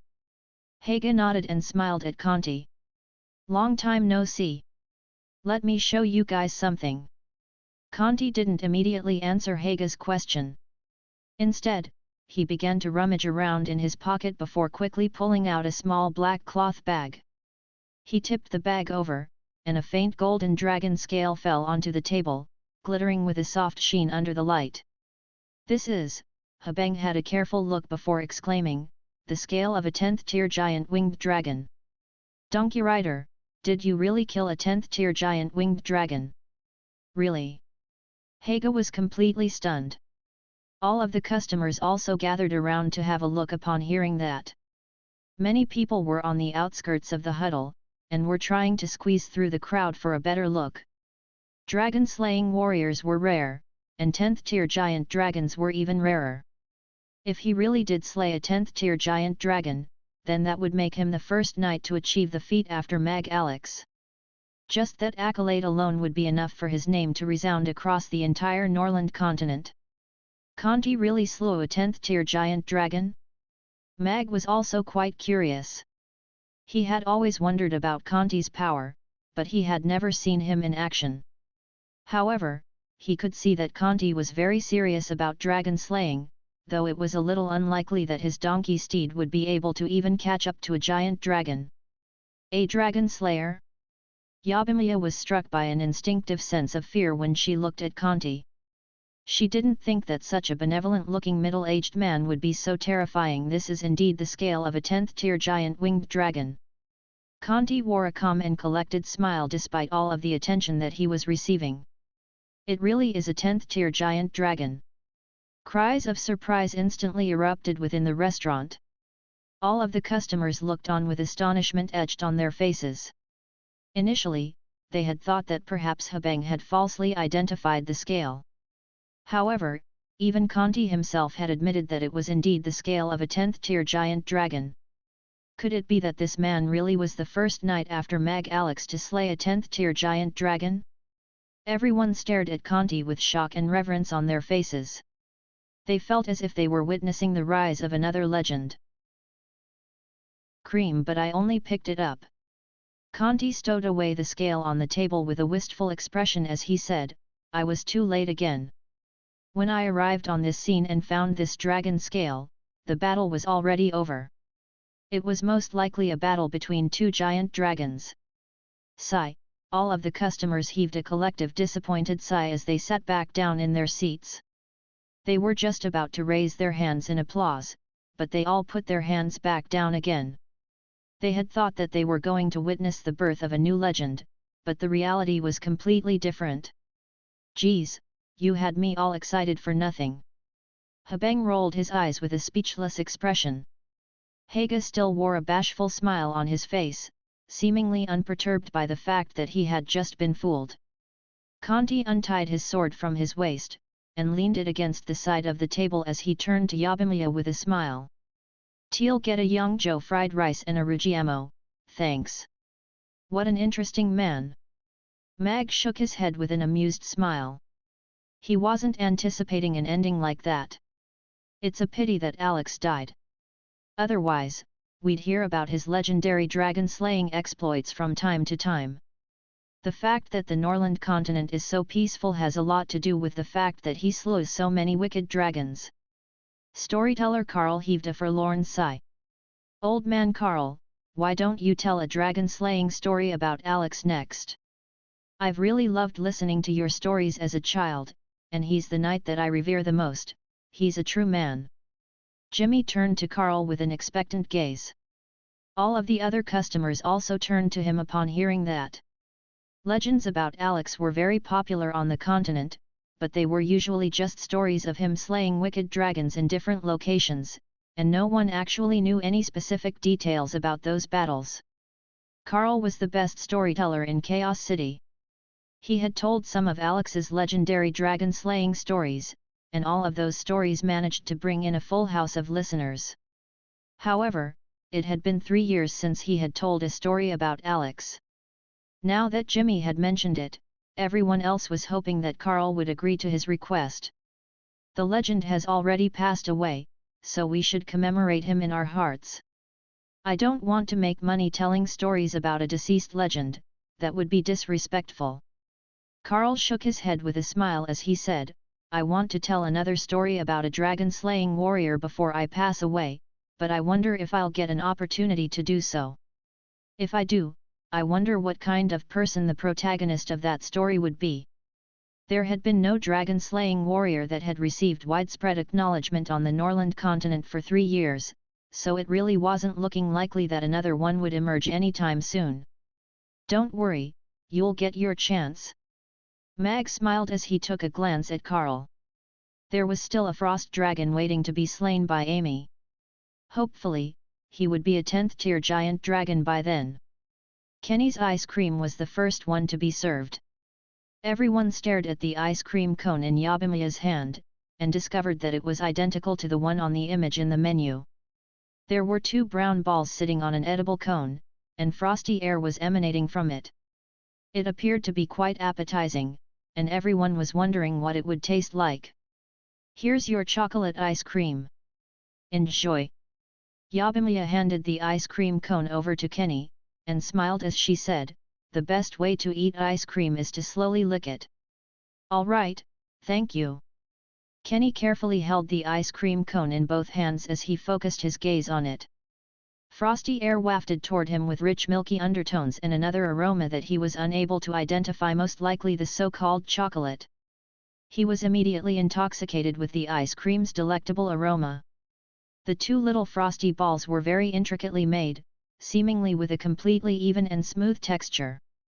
Kenny wondered how something so fine and smooth could be made. "Is that ice cream?"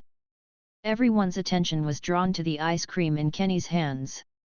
All of the new products released by the restaurant received widespread attention, and they were trying to gauge Kenny's reaction to see if it was worth trying. Kenny gulped in a slightly nervous manner. He hadn't eaten anything in the morning, and his stomach was already beginning to grumble. He took a deep breath before taking his first lick of the ice cream. As his tongue came into contact with the ice cream, he was struck by a cool sensation. The ice cream then began to slowly melt on the tip of his tongue, and a rich sweetness flowed into his mouth. The rich alluring flavor of milk coated his tongue, and it felt as if a gentle hand were caressing his cheek before slowly stroking down his neck. What an incredible flavor! The milky taste is coupled with an exquisitely sweet flavor, and the two combine to create such a delicious mix. After swallowing his first lick of ice cream, Kenny stared at the ice cream cone in his hands with an incredulous expression, and he couldn't help but take another lick. He closed his eyes and savored the incomparable flavor, licking the ice cream in a gentle manner as if he were delicately caressing a priceless treasure. "It looks really delicious. Should I get one as well?" Jimmy looked at the ice cream cone in Kenny's hands, then patted his own wallet, and fell into deep thought. He had only just received his spending money for the month, and he had to be conservative if he wanted to make it last an entire month. He had already ordered a tofu pudding, and if he were to order an ice cream as well, he wouldn't be able to dine at Mamie restaurant the next day. A young man raised his hand, and said, "Till get the same flavor ice cream as him. Bring it to me after I finish my Yangzhou fried rice." "Father, I also want to eat ice cream. Can you get one for me? Pretty please?" A little Loli wheedled as she latched onto her father's arm, looking up at him with an expectant gaze in her large eyes. "No, your mother says that cold stuff can't be eaten in the morning." The father shook his head with a stern expression. "Wah, but I want it. I want ice cream." The little Loli immediately burst into tears upon hearing that. Tears began to flow down her cheeks, putting on a pitiable display. "Don't cry, baby. Daddy will ask Mommy later to see if I can get an ice cream for you for lunch. Otherwise, both of us are going to be punished." The father immediately tried to console his daughter. He picked up the sweet tofu pudding on the table, and said, "Here's your favorite sweet tofu pudding. Come on, let's have some of this." "I'm going to die without ice cream." The little Loli slumped in her chair, and closed her eyes to play dead. However, after smelling the delicious aroma of the tofu pudding, her little mouth opened involuntarily to accept the spoonful of tofu pudding. After swallowing, her eyes were still tightly shut as she murmured, "Even tofu pudding won't be able to revive me." All of the nearby customers looked at the little Loli with benevolent smiles on their faces. She was so chubby and adorable that it was impossible not to like her. The little Loli opened one eye surreptitiously to check on her father before immediately closing it upon making the discovery that her father was looking right at her. A resigned smile appeared on the man's face as he turned to look at the ice cream cone in Kenny's hands. He hesitated momentarily before conceding, "All right, eat this tofu pudding, then have this small bowl of fried rice, and Daddy will get you an ice cream." "Really?" The little Loli immediately opened her eyes. "When has father ever lied to you?" The man looked at her with a doting smile. "Yay! Thank you, father." The little Toli immediately sat up in her seat, and took the spoon from her father's hand before scooping a large spoonful of tofu pudding into her little mouth. "The pee, I won't have to kneel on the washboard when I get back." The father heaved a resigned sigh at the sight of his adorable little daughter. He could never refuse her, so she always got what she wanted. So this is what a 200 copper coin ice cream tastes like. It's completely different from the biscuits that are sold for 1 copper coin each. There really are foods that are indescribably good in this world. If I had enough money, I'd eat 10 more of these. After devouring the entire ice cream cone, Kenny looked at the paper cone in his hand with a slightly wistful expression. He pulled out his wallet before raising his hand to indicate that he was ready for the bill. "Here are 200 copper coins." As Sally made her way over to him, Kenny handed over his wallet with a slightly nervous expression. There was probably no other customer in the restaurant that would pay with so many copper coins. "Sure." Sally took the wallet, and began to count the copper coins within. After that, she tipped all of the copper coins into a little bag, and nodded at Kenny as she said, "There are exactly 200 copper coins here." "Thank you." Kenny nodded before taking back his empty wallet, and exiting the restaurant.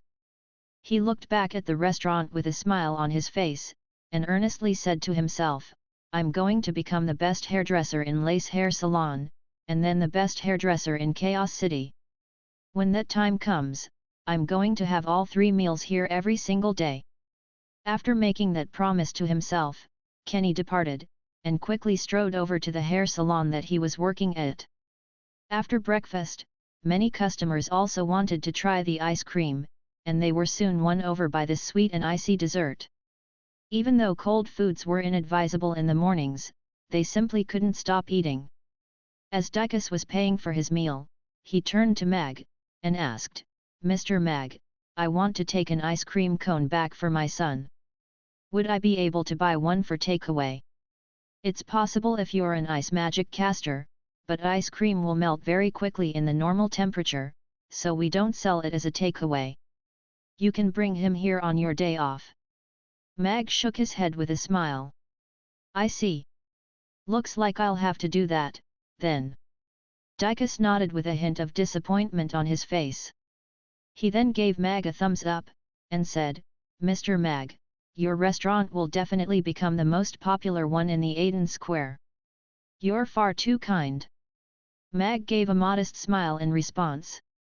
He was already desensitized to compliments of this nature. After the breakfast service, Sally and Yabimiya left the restaurant as they had plans to go shopping for clothes together. Mag pushed open the door, and looked at the plot of vacant land outside as he asked internally, "System, the plot of land in front of the restaurant is mine now, so I've completed the mission, right?" Mamie Restaurant was situated in the westernmost corner of the Aden Square, and was separated from the Basti prison by a wall that was close to 5 meters tall. Of course, even though they neighbored the Basti prison, there was still some distance between the two buildings. The restaurant was about 20 meters away from the aforementioned wall, and 2 rows of trees were planted next to the wall, thereby making it less apparent that the restaurant was right next to the prison. As for security, directly within the tall wall was a moat that was 10 meters deep, and in it were countless lethal traps. Beyond the moat were 5 more walls, encircling the Basti prison within. Furthermore, the Basti prison was split into the first floor section and an underground section. The first floor section housed some low-level criminals who had committed relatively minor crimes. All of the powerful criminals or those who had committed more heinous crimes were locked up in the underground section. As for just how deep underground the deepest part of the prison was, that was something that only the warden and the city lord knew. However, one thing was certain: even powerful 10th tier beings would find it almost impossible to escape if they were locked up in the Basti prison. Furthermore, it was said that the amount of 10th tier criminals in the Basti prison was no less than a 2-digit number. Most of them were war criminals from the war among species, while others were criminals who had made severe breaches of the law in more recent years.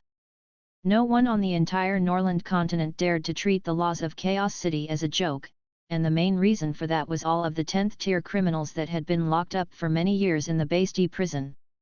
15 years ago, Lord Roland of the Grey Temple led a team of 10 elders to chase down a 10th tier criminal from Chaos City.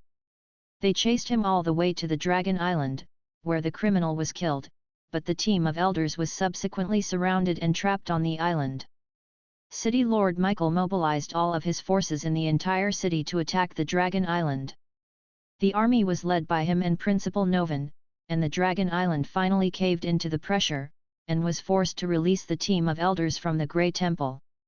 After that event, the laws of Chaos City became renowned throughout the entire Norland continent, and no one dared to look down on it. After that, a rule was implemented in Chaos City, stating that all giant dragons below the 9th tier had to assume their human form when entering Chaos City. They were not allowed to revert to their dragon forms unless extraordinary circumstances arose. Otherwise, they would be evicted from the city, and receive an eternal ban. Mag turned his attention away from the walls of the Basti prison. It could be said that all of the main leaders in Chaos City at the moment were idealists. Regardless of whether it was the city lord, who wanted to implement absolute equality, the palace lord, who wanted to make the city a safe haven, or the principal, who wanted to bring education to everyone, all of them were far more guided by their ideals and beliefs rather than practical considerations. As such, everything they did was inexplicable to the rest of the world.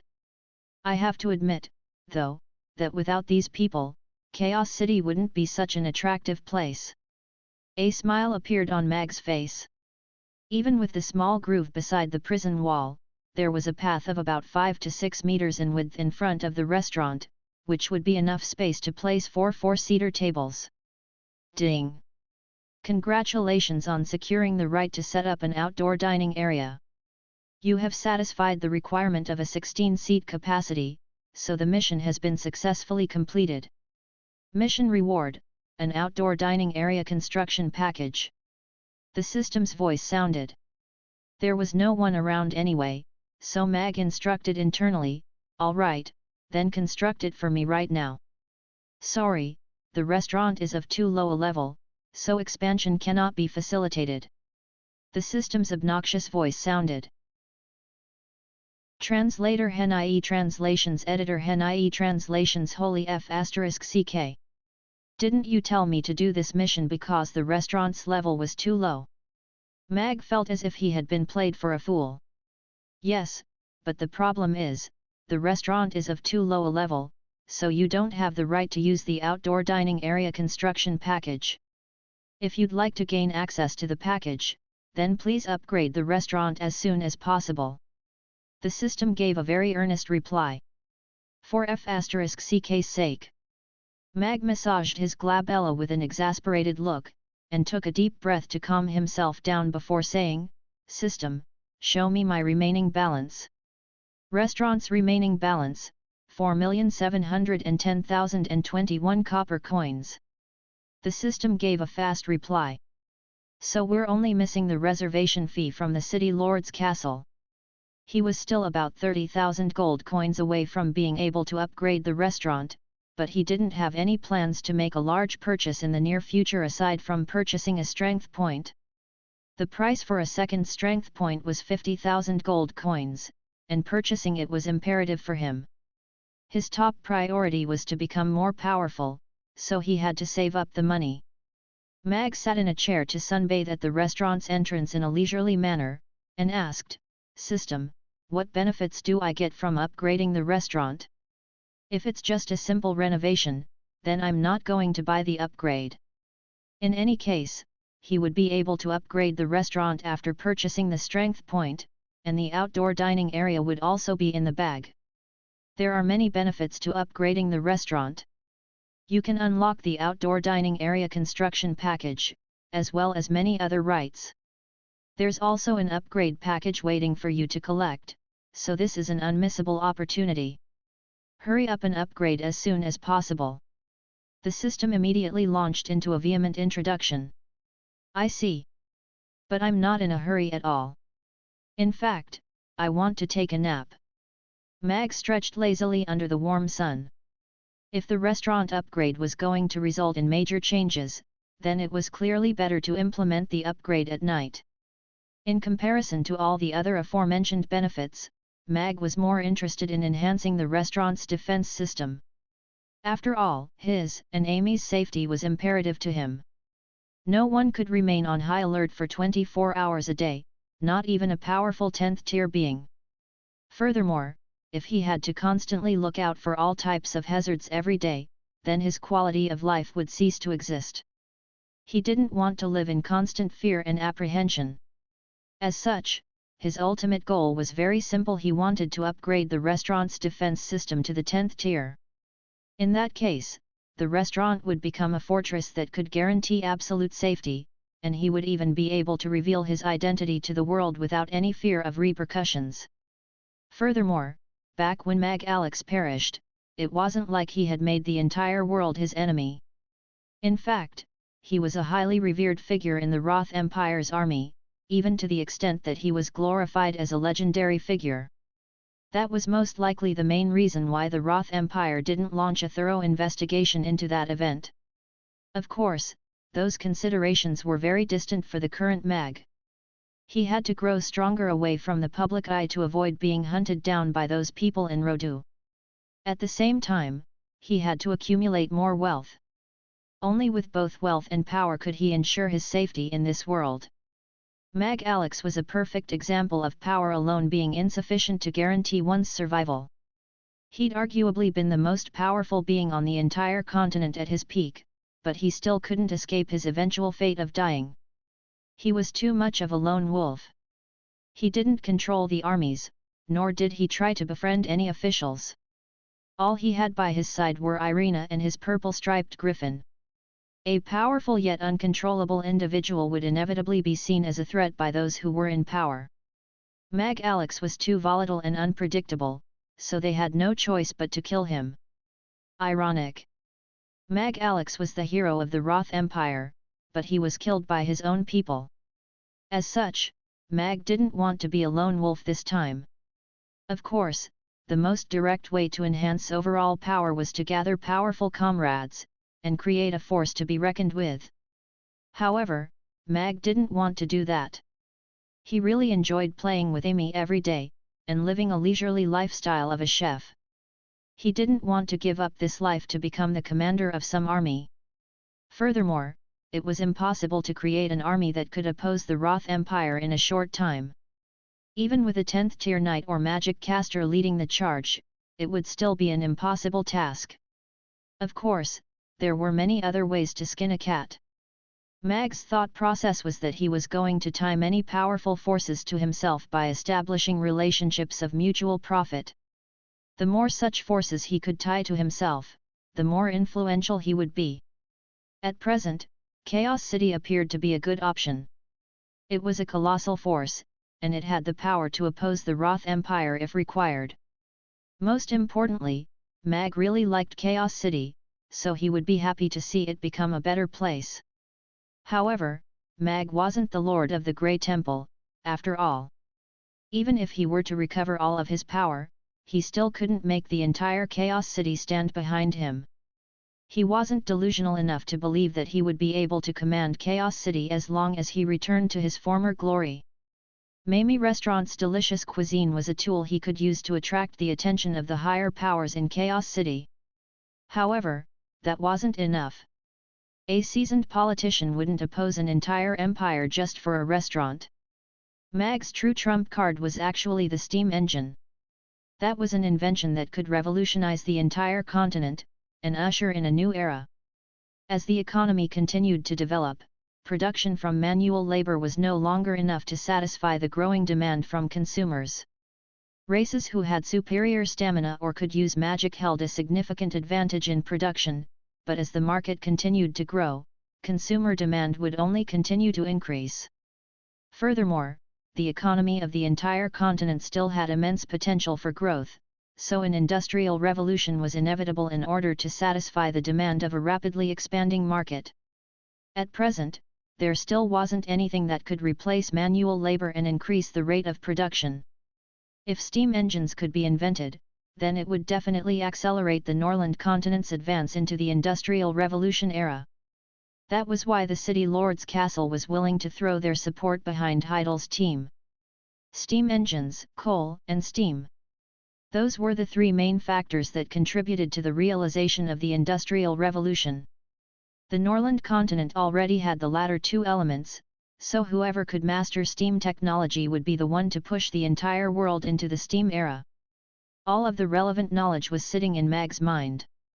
All he had to do now was to devise a way to maximize profit from inventing the steam engine. Not only did he have to sell them for as high a price as possible, most importantly, he also had to be one of the irreplaceable pioneers ushering in this new era. Only then would he be able to avoid a repeat of the tragedy from 3 years ago.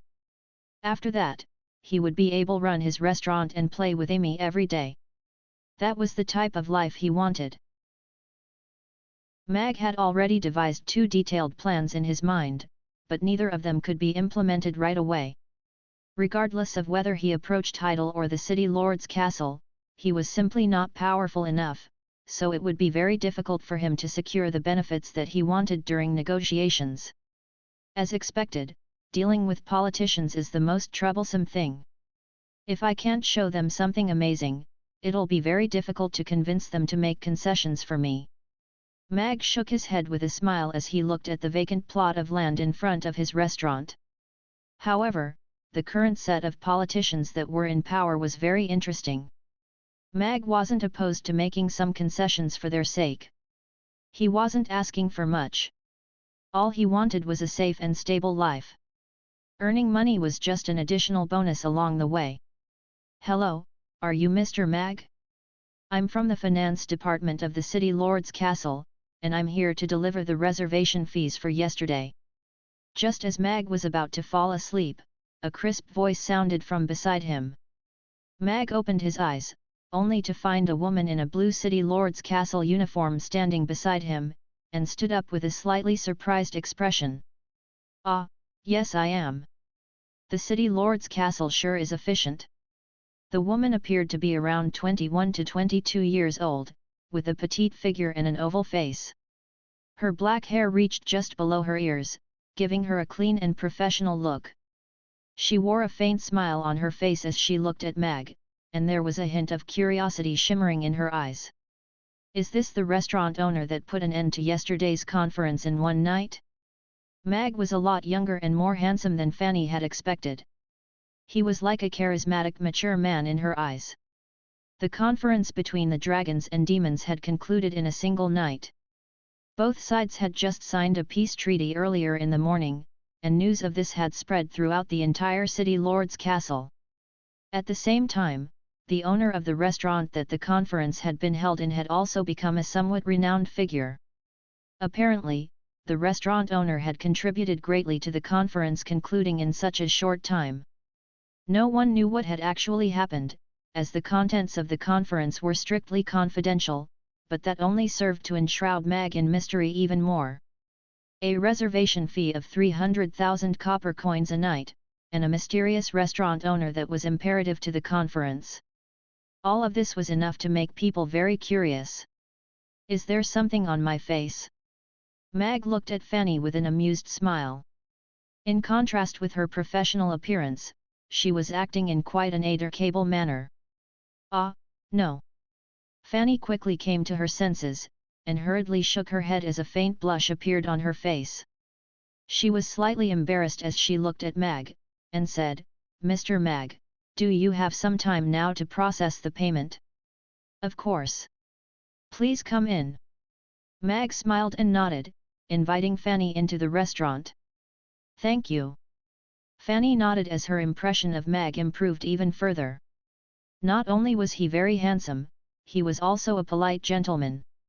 After Fanny entered the restaurant, a stunned expression immediately appeared on her face.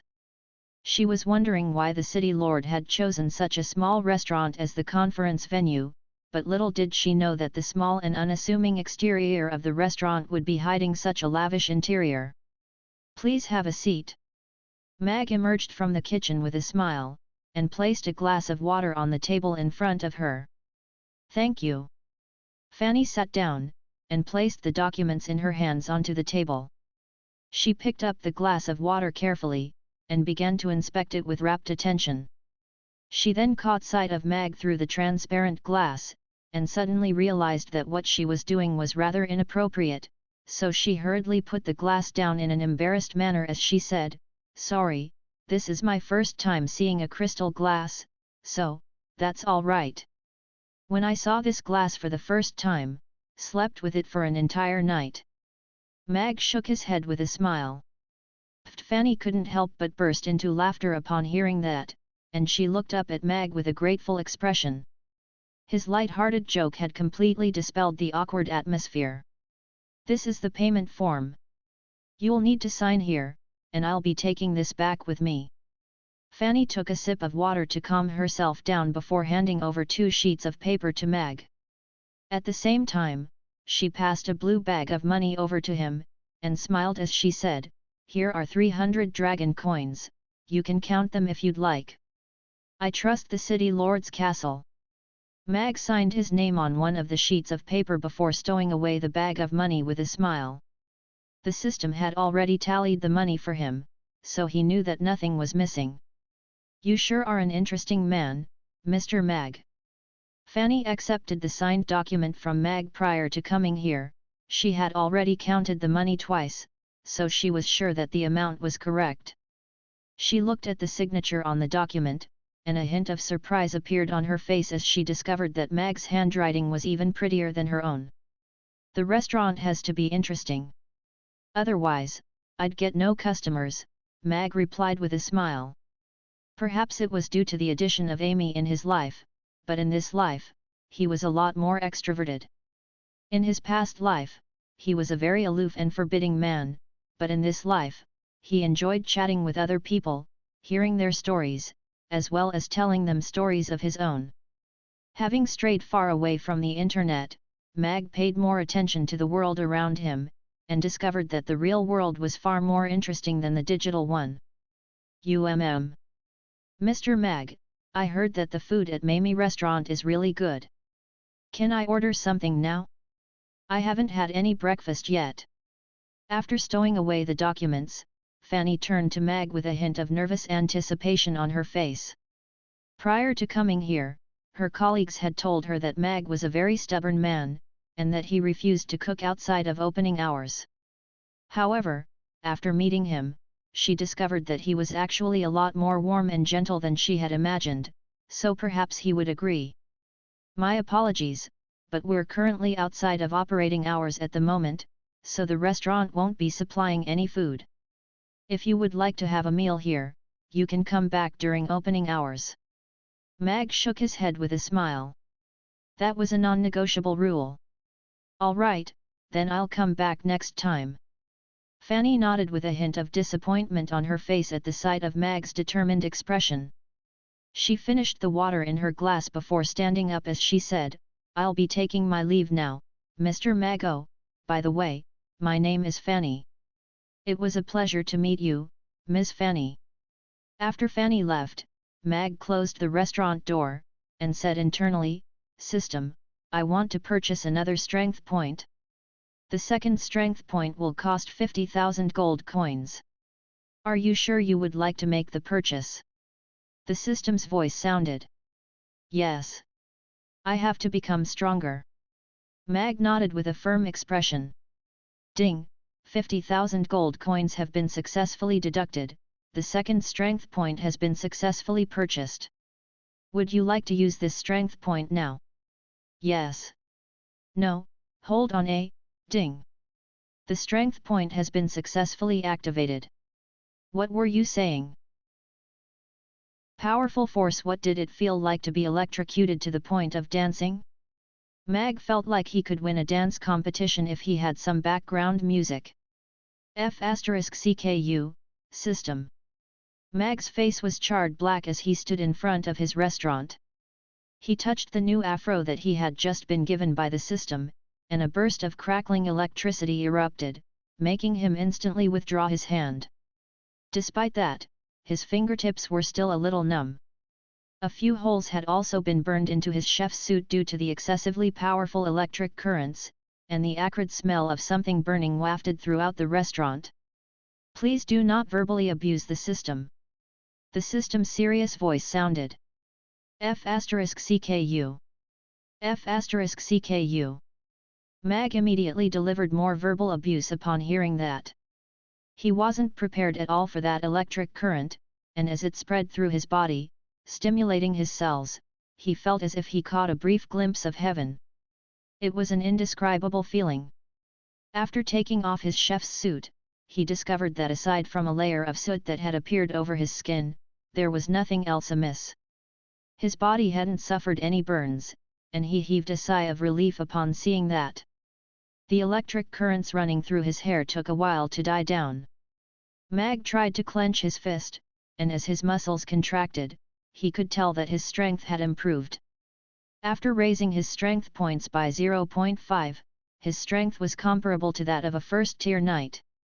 Furthermore, his speed and swordsmanship had also been enhanced, so his overall power had received a boost. The system is warning you again, do not. I've accumulated more than 50,000 points, right? Does that mean I can upgrade the restaurant? Mag closed the door, and cut the system off as he went upstairs. The system could only force back its words. It was silent for a moment before putting on a cheery tone as it said, that's exactly right. You've accumulated 63,000 points, so you've satisfied the requirement for upgrading the restaurant. You may now trade in your points to upgrade the restaurant to level 2. Sorry, but I have no intention of doing that at the moment. Mag shook his head with a smile. The system didn't know how to respond to that. After stripping off his clothes, Mag walked into the bathroom, and began to clean the soot off his body while experiencing the changes that the additional strength point had brought him. Mag's power progression was different from normal people's cultivation. In his case, it was more like a game where he had to unlock features through completing missions, becoming stronger in the process. Furthermore, he also had to constantly practice his swordsmanship in order to make himself the most powerful among beings of the same rank. Moreover, an additional strength point entailed that the upper limit on his speed and swordsmanship had been raised, so he had to keep training in those aspects. As Mag washed the soot off his body, he murmured to himself, "If I hone my swordsmanship to the maximal extent that I'm currently capable of, I should be able to take on a third-tier being with no problems, right?" At the northern gate of Chaos City, a line of grey horse-drawn carriages was slowly approaching. The carriages were drawn by first-tier unicorns. They were easy to tame and had great endurance, so they were often used for transport over long distances. All of the horse-drawn carriages carried boxes of cargo, and it could be seen from the exhausted unicorns that all of the boxes were very heavy. The carriage drivers were also quite disheveled and weary. There was a total of 15 such carriages. A middle-aged man in a suit of silver armor sat on the last carriage. There was a large sword beside him, and a smile appeared on his face as he looked up at the tall city walls of Chaos City. Behind the cargo carriages were 8 horse-drawn carriages bearing the insignia of the Roth Empire Magus Tower. A young boy with a head of golden curls peeked out from within the first of those carriages, and he was slightly surprised at the sight of the imposing city walls as he murmured to himself, "So this is Chaos City? Who would have thought that there really would be a city as large as Rodu?" The young boy appeared to be around 12 or 13 years old, with fair skin and brown eyes. He wore a dark blue set of magician robes with a small golden tower badge adorning his chest. That was the badge of the Roth Empire's Magus Tower. "It sure is a big city. I heard that all kinds of species live in Chaos City, and even giant dragons are quite common here. That's something that we don't see in Rodu," an even younger boy chimed in as he tried to look outside the carriage. "Humph, it's just a city founded by a bunch of nobodies, it's completely incomparable to Rodu.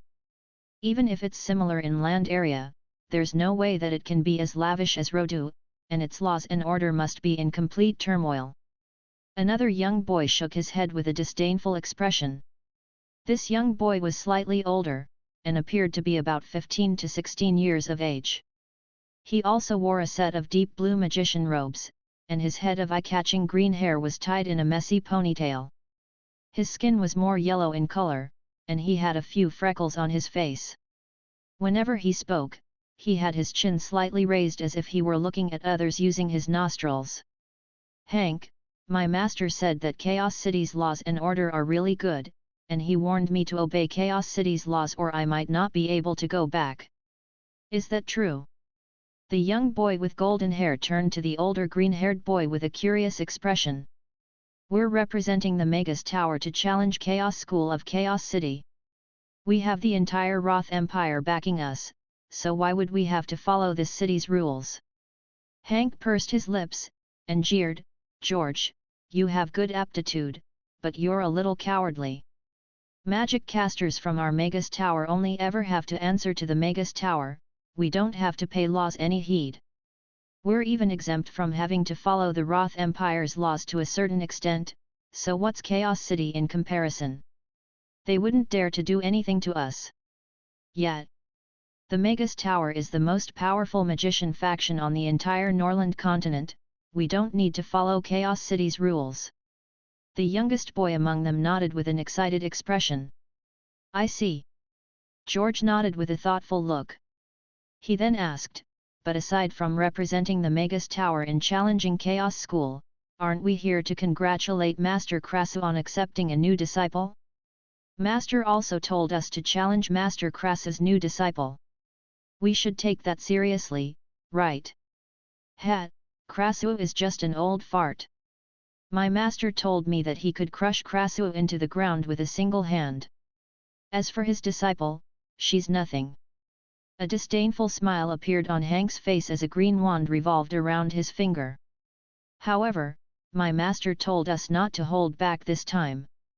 Regardless of whether it's the trash from Chaos School, or that old fart Krasu's new disciple, we should stomp them into the ground, and show them the power of the Magus Tower." We have to let them know that the Magus Tower is the premier force on the Norland continent. Hank chuckled coldly.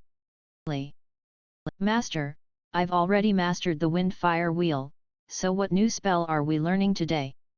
Within the magic room, Amy looked up at Crasso with a curious expression. There were 2 wind flame wheels beneath her feet, and they were quickly rotating, allowing her to hover about 40 centimeters above the ground. Crasso nodded with approval at the sight of the 2 wind-fire wheels revolving beneath Amy's feet, and he smiled as he said, "We won't be learning a new spell today. Instead, we'll do a new experiment. I heard Urian has taught you a spell known as the Flames of Extreme Frost, right? Let's try to combine the Flames of Extreme Frost with the Exploding Fireball spell, and see what effect that would create." Combine them? How can ice and fire be combined? Amy was quite perplexed. Ice and fire cannot be combined under normal circumstances. They are complete opposites, and any contact between them will result in an extremely powerful explosion. That's why the battles between me and Urian are always so destructive. Crasso nodded with a smile as he said, "But your situation is quite special, little Amy. You'll be releasing ice and fire at the same time, and that's very rare among magic casters as no one would cultivate 2 types of magic at the same time. Hence, I think you'll be able to combine the 2 types of magic to create a completely new type of power that will exceed both the Flames of Extreme Frost and the Exploding Fireball." Really? Then where do we do the experiments? Amy immediately became very excited upon hearing that. "Let's experiment right here. Master will look after you, so you don't need to worry about anything." Crasso took a couple of steps back with a calm and confident smile on his face. "All right." Amy nodded, and the expression on her little face became serious all of a sudden. She raised her little hand slowly, and a ball of icy blue flames erupted from her left hand, while a ball of reddish-purple flames rose up from her right hand. Both fireballs had a diameter of around 20 centimeters, and they burned soundlessly. Ice and fire appeared at the same time, making one side of the room freezing cold, while the other side was scorching hot. "Master, I'm going to combine them now." Amy slowly raised her 2 little hands, and the fireballs flew forward, approaching each other at the same time. As the frosty energy and scorching heat waves clashed, both fireballs became a little unstable, and crackles and pops could be heard as they began to erode one another. The fireballs tremored gently as if they were going to explode at any moment, but Amy maintained strict control over them, forcing them to approach each other in an attempt to combine them. "Don't worry about anything, little Amy, I'll protect you." Crasso's eyes grew brighter and brighter. He was also very much looking forward to seeing what would happen. The idea to combine fire and ice struck him out of the blue, and even he wasn't sure what kind of effect it would create. "Master, I feel like they're about to explode. Aren't they going to destroy the entire magic room?" Amy was quite concerned. "It's all right. With Master here, even an explosion won't be able to hurt you. Besides, it doesn't matter if this magic room gets destroyed.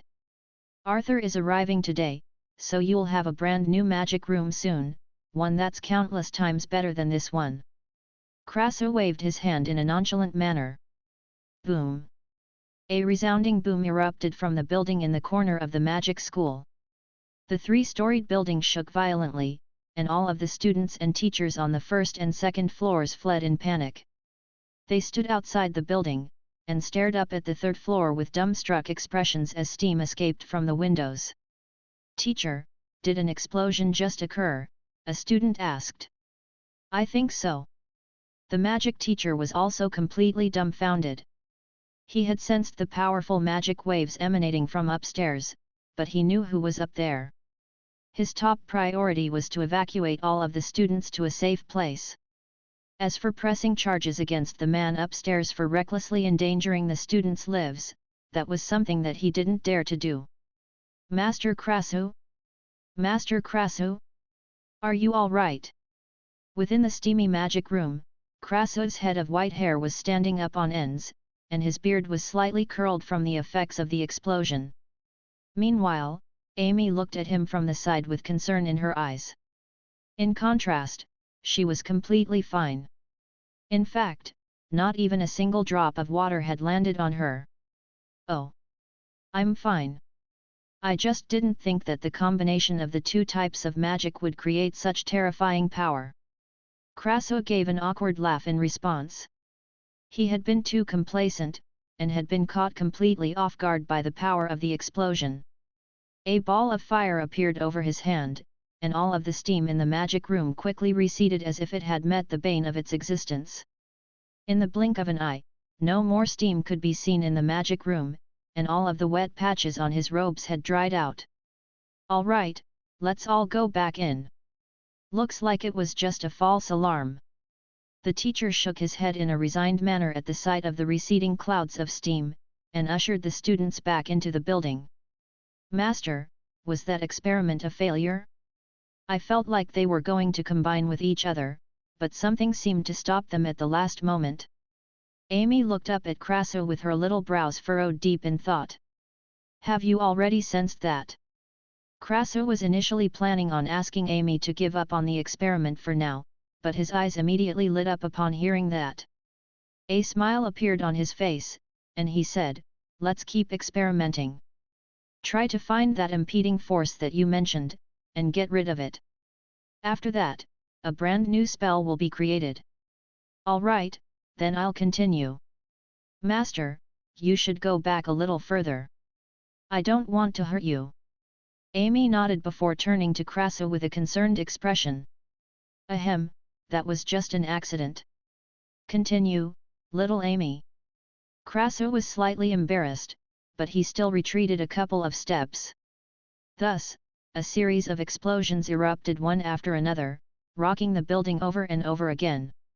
All of the students gradually became accustomed to this, and no longer panicked as they had in the aftermath of the first explosion.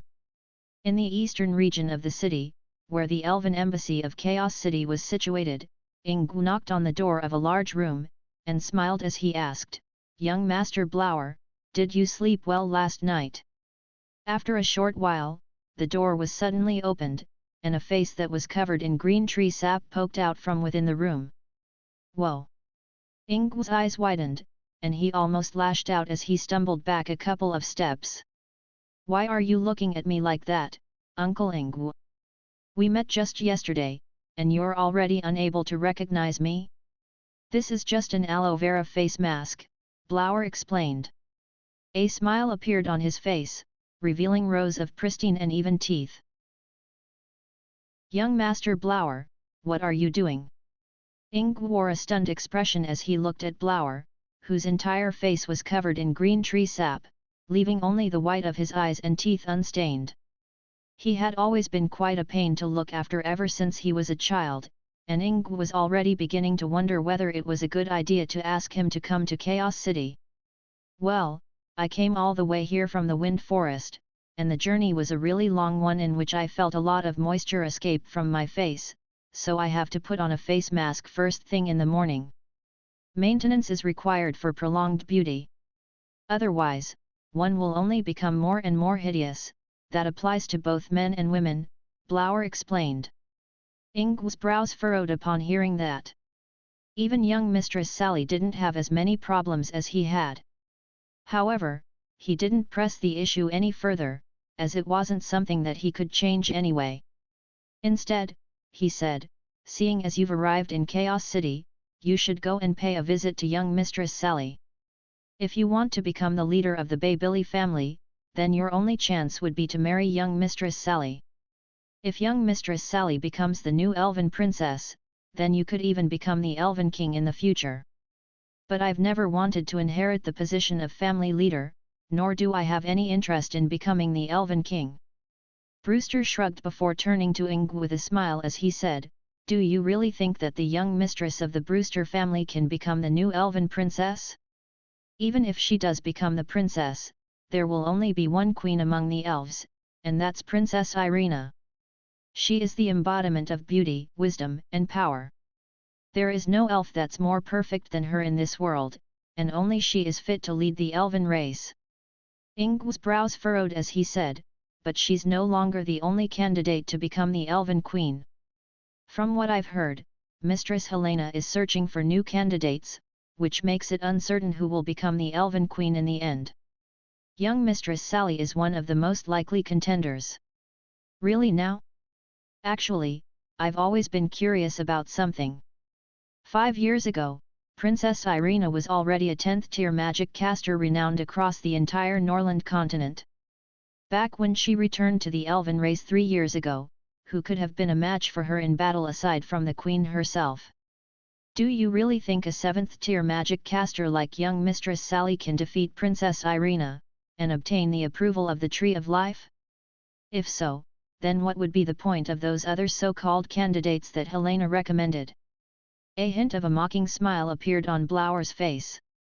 It was difficult to take him seriously with that layer of green tree sap smeared all over his face, but Ingwe could hear the determination in his voice. Ingwe fell silent for a long while as he looked at Blower with a hint of elation in his eyes. It was often said that the third young master was lazy, and lacked ambition, so he wouldn't amount to anything. However, his assessment of the current situation of the Elven race displayed an astute tactical mind. Politics was always more complex than it appeared to be on the surface. None of the major families of the Elven race were stupid, and Mistress Helena's influence among the Elven race didn't just stem from her power. As the Elven High Priestess, her authority was comparable to that of the Elven Queen.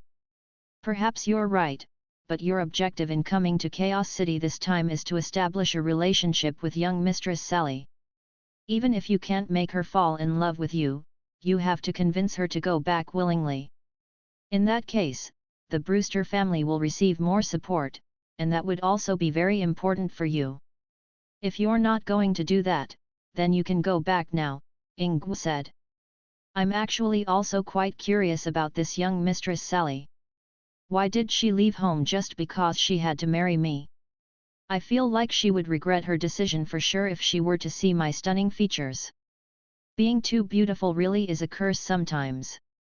Blower stroked his chin with a concerned expression. Ingwe ignored Blower's narcissistic monologue, and put on a serious expression as he said, "Let's go to that restaurant tomorrow. Find an excuse to see young Mistress Sally, but don't make what you're here to do too obvious. Otherwise, she could run away again." "I can't go today, I still need more sleep. I'm going back to bed after washing off this face mask. Everything else will have to wait until tomorrow." Blower shook his head and yawned before closing the door. Making young Mistress Sally fall in love with him is probably next to impossible.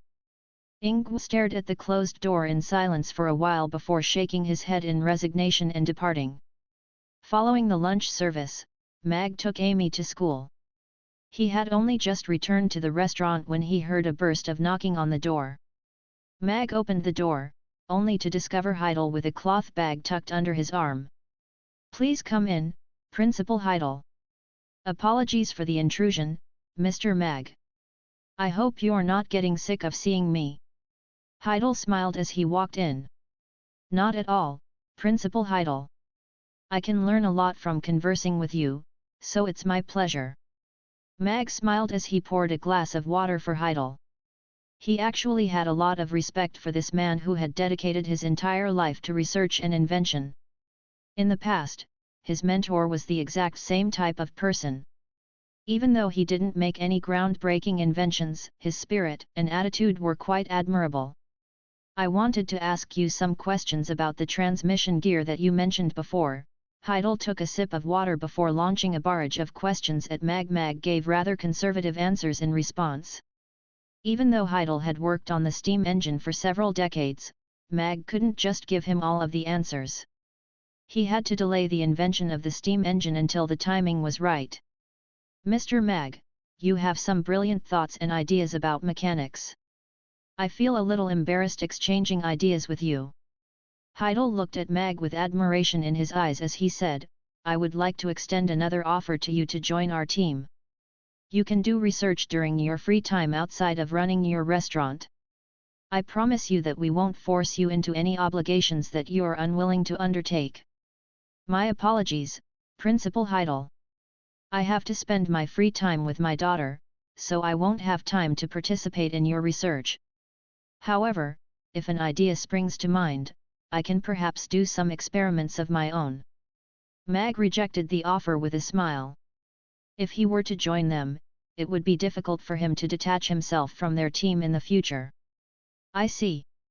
Spending time with your daughter is indeed more important. Heidel nodded with a hint of disappointment on his face. I'm quite curious, though. Principal Heidel, is your research project being exclusively funded by the City Lord's Castle? Mag asked.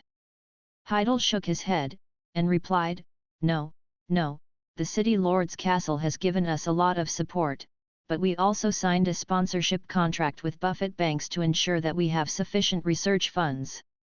If my research were to bear fruit, then they will have priority in the usage rights.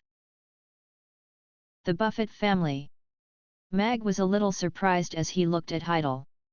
Mag had been involved in some conflict with two board members of the Chamber of Commerce, and was quite opposed to the Chamber of Commerce's discrimination toward mixed-race beings, so he had done some research into their organization. As such, he had a rough understanding toward the Moreton family, which had founded the colossus that was the Chamber of Commerce. The Buffett family owned the most renowned banks on the entire Norland continent. Buffett Banks branches could be found everywhere on the continent, even on the Dragon Island and Demon Islands.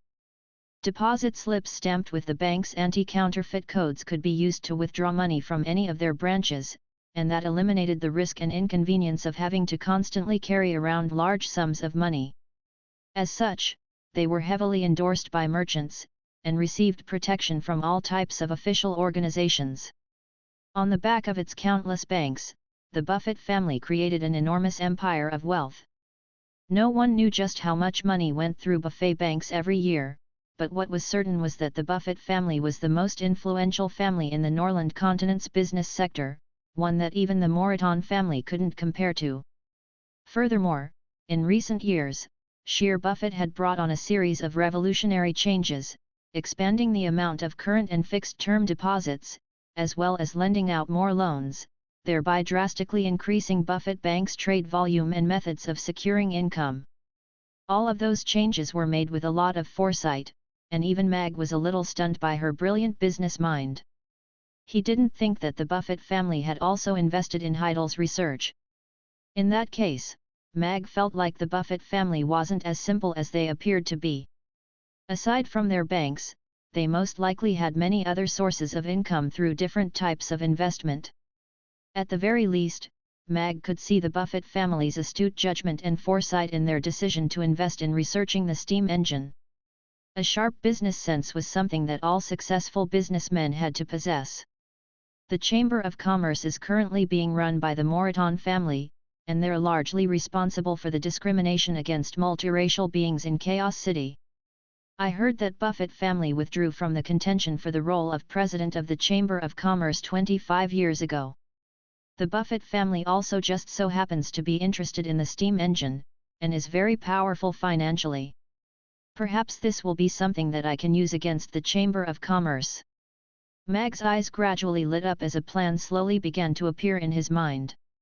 His declaration to Gudania, stating that he was going to overthrow the Chamber of Commerce, seemed like the words of a madman to others, but Mag was quite serious about that. On the Norland continent, it was very common for mixed-race beings to be discriminated against. Chaos City was already quite a hospitable and friendly place for them, but that was not the case in the Roth Empire and among the Orcs. In fact, biracial creatures were essentially slaves to them. Amy was a half-elf, so Mag wanted to rid the world of discrimination against beings of mixed race. He wanted Amy to be seen as a normal being someday. In doing so, he would have to change the entire world, and perhaps it would be a good starting point to overthrow the Chamber of Commerce. Mag had never been able to find a way to do this, but an option had finally been presented to him. The Buffett family has given me a lot of financial aid, but the progress of my research has remained stagnant, and we're trying everything we can think of, but to no avail. If we can't produce a finished product in 3 years, the Buffett family could also withdraw their funding. In that case, our research would become even more difficult. Heidel sighed with a resigned expression. I trust that Principal Heidel will succeed very soon. This is going to be a monumental achievement that will be recorded in the history books of the Norland continent, Mag encouraged with a smile. I hope so. If we do succeed, I'll be sure to put your name forward as one of the main contributors, Mr. Mag. A smile reappeared on Heidel's face. Then I wish us good luck, Mag responded with a smile. After chatting for a while longer, Heidel got up to leave. Perhaps I can find an opportunity to approach the Buffett family. I don't have the power to negotiate with the city lord's castle at the moment, but if I can get the Buffett family on my side, then the city lord's castle will be forced to take me more seriously. Mag stood in front of his restaurant, and looked on as Heidel departed. His gaze then fell on the neighboring forge, upon which a smile appeared on his face. Perhaps I can get Mabai on board as well. We'll use the blueprint for a cannon to exchange for a finished steam engine, that shouldn't be too bad a deal. Buffett Bank's main branch, Central Conference Chamber. Sheer Buffett wore a red dress as she sat at the head of the table. She looked at the higher UPS of the bank sitting on either side of the table, and wore a confident expression on her pretty face as she said, "Our Buffett family must succeed in the election in 2 months. Even though we haven't contended for the role of president for over 20 years, over 80% of the members in the Chamber of Commerce have dealings with our bank.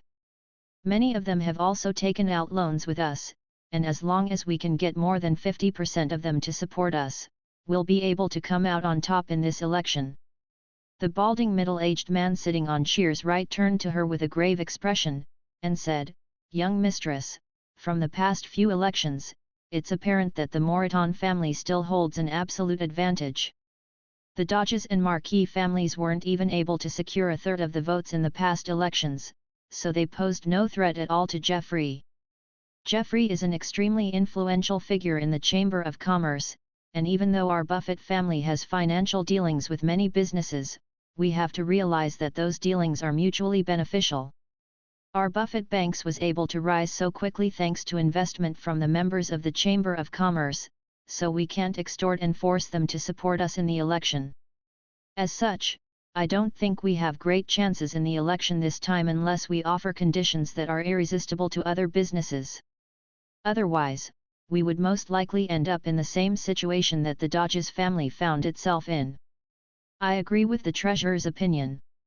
Our Buffett Banks hasn't participated in the election for 25 years. During that time, we've been focusing entirely on developing the bank, so we've very rarely participated in the management of the Chamber of Commerce. In fact, some of the newer members aren't even aware that the Buffett family is one of the founders of the Chamber of Commerce. If we suddenly enter the election without any preparation beforehand, we could end up with an even worse result than what the Dodges and Marquis families achieved. The red-haired middle-aged man sitting on Shear's left nodded in agreement. This conference today is being held with the sole purpose of brainstorming for strategies to maximize our chances in the upcoming election. As I said, my goal is to win the election 2 months from now. Shear looked at everyone, and a confident smile appeared on her face as she said, "Remember, money is the least of our concerns, and to accumulate wealth is the ultimate goal of all businessmen." A long line of carriages stopped in front of Chaos School, and Arthur jumped down from one of the horse-drawn carriages. He left his long sword on the carriage, and quickly made his way over to the school gates as he said, "Am the servant of Master Krassu, Arthur, and I request entry into Chaos School for this group of carriages." Antoine made his way toward Arthur, and asked, "What's on those carriages?" Arnold also followed behind him, and looked at the group of carriages with a curious expression. Not long ago, Arthur had been responsible for transporting Krasud to the school every day, so both Antoine and Arnold recognized him. However, they had to verify what the carriages were carrying before allowing them into the school. That was part of the school's safety protocol. Everything on those horse-drawn carriages is a present to Master Krassu.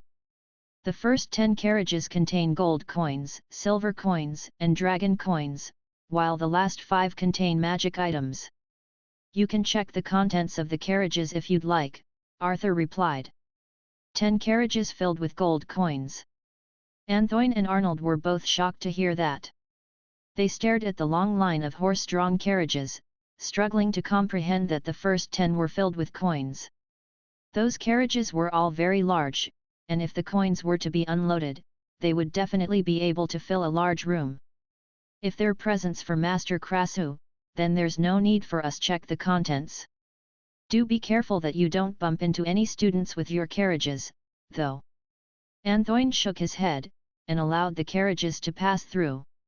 However, his gaze then fell upon the last dozen or so horse-drawn carriages, and he asked, "Who are those people? They came here with me from Rodu. However, they're not guests of Master Krasu. They're most likely here to cause trouble for your chaos school," Arthur responded with a smile before directing the line of horse-drawn carriages into the school. What's that supposed to mean? Both Antoine and Arnold were rather confused upon hearing that. However, they soon caught sight of the small tower badges on the robes of the magic casters on the carriages, and their brows furrowed in unison. They're from the Magus Tower. Looks like the Magus Tower is sending people to challenge our school again. Antoine wore a slightly grim expression upon seeing that, but he remained unflustered as he stopped the line of advancing carriages, and said, "Who goes there? This is Chaos School, and outsiders are strictly prohibited from entry during school hours. We were sent here by the Roth Empire's Magus Tower and the Advanced Imperial Academy. We have come to Chaos City as part of an exchange program. This is an exchange letter with the stamp of the Roth Empire Education Department, please pass this on to the principal." A middle-aged man wearing Roth Empire official robes emerged from the second horse-drawn carriage, and handed a purple and golden letter to Antoine. "So this is Chaos School." George peered out from within the first carriage, and looked around at the slightly dilapidated school gates, upon which a hint of disappointment appeared on his face as he said, "It's so old and damaged. I thought a school that can rank alongside our Advanced Imperial Academy would be a really awesome one, but it doesn't look like it's anything special. This is just a crappy school for peasants, what did you expect? Even lowly half-breeds can study at this school. I wouldn't come to study here even if they begged me." Hank scoffed as he looked around with a disdainful expression. He then looked down at Antoine in a high and mighty manner, and said, "Oi, old man! Are you blind? How dare you block a carriage from the Magus Tower? Aren't you afraid of losing your job?" Antoine, who was just about to take the exchange letter, looked up at Hank with an indifferent expression, and said, "These are the rules of Chaos School. I don't care if you're from the Magus Tower or the Advanced Imperial Academy, everyone receives the same treatment here.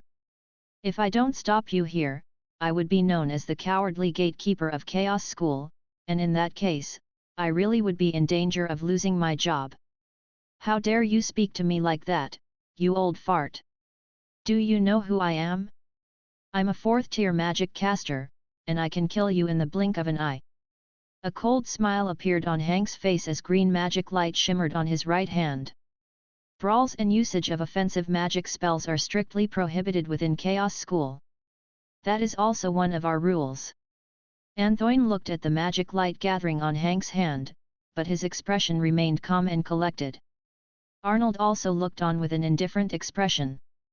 Both of them were already used to this. Every year, the Roth Empire would send some people to Chaos School to cause all kind of trouble.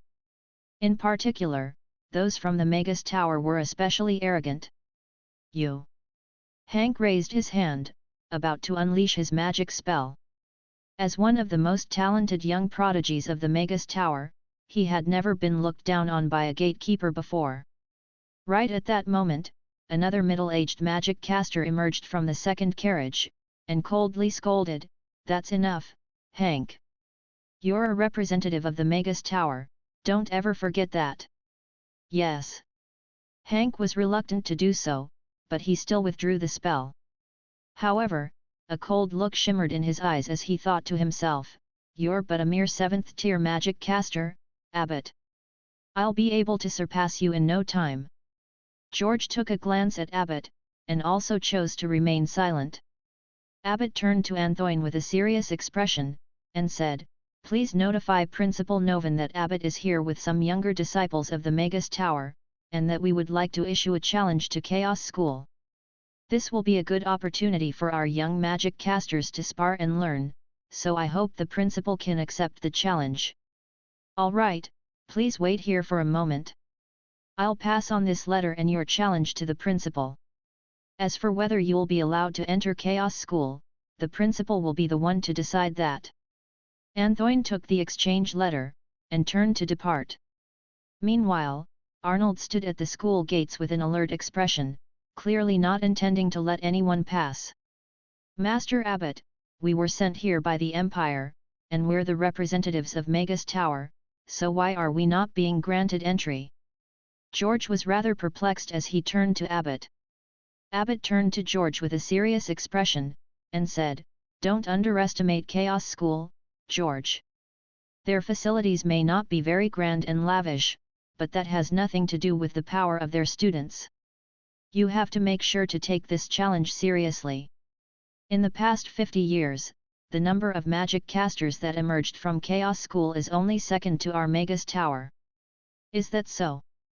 George nodded with a thoughtful expression. "They're just a bunch of trash." Hank pursed his lips in a disdainful manner. Abbott took a glance at Hank, but didn't say anything. Outside the magic room, Arthur appraised Krasu in a respectful manner, and informed, "Master, the gold coins have all been transported here from Rodu, but there's quite a large quantity of them, so I was wondering where you would like them to be stored. The magic items that you requested have also been purchased, and the magic room from the Magus Tower has been disassembled. All of the useful items have been transported here. Stuff all of the gold coins onto the first floor." I asked Novan if I could use the first floor to store gold coins, and he agreed. "Store the magic items into another room, and organize them in different categories. I'll be able to build a new magic room for little Amy in the next few days," Krasu replied with an expectant smile on his face. "Yes." Arthur nodded, and hesitated momentarily before asking, "Master, the people from the Magus Tower have also arrived, and they're currently at the school gates. Aside from challenging Chaos School, their other objective is to pay a visit to you. Would you like to see them today?" "No. I'm busy teaching little Amy magic. Those guys aren't here with any good intentions, anyway. If they want to challenge Amy, then they'll have to challenge Chaos School first, as Amy will be representing Chaos School." Krasu shook his head firmly. He then turned to look at Amy, who was still painstakingly attempting to combine the two types of magic, and a warm smile appeared on his face. "All right, I'll relay the message to them." Arthur nodded respectfully before turning to leave. As he went back into the magic room, Krasu murmured to himself, "Those old farts went through all this trouble to send those little brats to me, it would be a shame if I don't teach them a good lesson." In the principal's office, the chubby school administrator stood in front of Novan's desk, and asked, "Principal, should we accept the challenge or not?" "Why not?" Novan answered his question with one of his own. "Principal, during the past few years, the magic casters from the Advanced Imperial Academy and Magus Tower have dominated our students, and our Chaos School's reputation has taken a massive hit. Many of our students have also been burdened with pressure and trauma as a result. If the same thing were to happen again this time, it would be really bad for our Chaos School." The administrator was a little hesitant in his reply. "So we're going to decline the challenge just because we're afraid of losing? In that case, none of our students will develop and become powerful magic casters. Have you forgotten the importance of standing up against adversity, Grinton?" Novan put down the magic tome in his hands, and looked up at the administrator with a calm expression as he said, "I'm not interested in making Chaos School an invincible force. Instead, I'm much more concerned with how the students recover from failure before rising to defeat those who'd once defeated them. As for pressure and trauma, if our students can be crushed by just a single defeat, then it shows that our education is lacking. We should be taking a good look at ourselves instead of mollycoddling our students to keep them away from battles. Yes, my apologies, Principal. Grinton lowered his head with an ashamed look. Accept the challenge. So what if they're from the Magus Tower or the Advanced Imperial Academy? I have to let the students know that there are more exceptional young prodigies than them out there. They started from a higher point, and if our students want to stand shoulder to shoulder with them in the future, then they'll have to work extra hard to get there, Novan said with a smile. Yes. Grinton nodded. Novan continued, host the challenge tomorrow. All classes will be suspended for a day so teachers and students can spectate. Our students will be able to witness a battle between magic casters, while our teachers will be able to learn from the Advanced Imperial Academy's teaching methods. It's a win-win situation. Yes, I'll organize that right away. Grinton nodded before departing. At the front gates of Chaos School, Grinton made his way over to the official from the Roth Empire, and said, "Welcome, friends from Rodu. I am the administrator of Chaos School, Grinton. On behalf of Chaos School, I accept the challenge proposed by the Magus Tower and the Advanced Imperial Academy. The challenge will take place tomorrow. We'll notify you regarding the specific time tonight. I hope this will be a mutually beneficial match for both sides." "Yes, I'm sure it will be." Abbott nodded in response. Hank turned to Grinton with a displeased look, and asked, "Are you not going to invite us into Chaos School to have a seat? Is this how your Chaos School treats its guests?" Chaos School is a school, not a hotel. The students are all currently attending lessons, so outsiders cannot be granted entry. Please come back after receiving an official invitation from Chaos School tomorrow. Grinton narrowed his eyes as he looked at Hank. He had been a school administrator for over 20 years, and during that time, he had seen all sorts of naughty students. If that green-haired brat were his student, he would definitely shave him bald. For some reason, a chill ran down Hank's spine as he was scrutinized by Grinton, and he was struck with an indescribable sense of fear. "We respect the rules of Chaos School, but aside from challenging Chaos School this time, we're also here on behalf of the Magus Tower to congratulate Master Krasu on accepting a disciple. I heard that he's currently in Chaos School, so would it be possible for us to pay him a visit?" Abbott asked. At that moment, Arthur approached Abbott, and said, "Master Krasu says he's busy. Tomorrow, both Master Krasu and Amy will be present at the match. You can congratulate him then. So that little brat doesn't have the guts to accept our challenge." Hank turned to Arthur with a taunting look on his face. "Master Krasu has said that Amy will be participating in the match tomorrow." Arthur looked at Hank with a level gaze. "Good. I'm sure I'll be able to leave a strong impression on her." A cold smile appeared on Hank's face. In the afternoon, after the lessons for the day had ended, Krasu turned to Amy with a smile, and asked, "Little Amy, there will be a bunch of little brats coming to challenge Chaos School tomorrow, but their main objective is to challenge you in order to embarrass me. Hence, I want you to represent Chaos School to battle them. Would you be willing to do that?" "So I have to beat up bad people? Of course I can do that. If they want to embarrass Master Krasu, then I'll just have to beat them to a pulp." Amy clenched her little fist, and nodded with a serious expression. "Good. Let's go back now. Urian's putting the finishing touches on your wand, and it should be ready tomorrow." The warm smile on Krasu's face widened as he patted Amy's little head. "Yay! A wand that can expand and shrink must be super awesome." Amy's eyes instantly lit up with elation.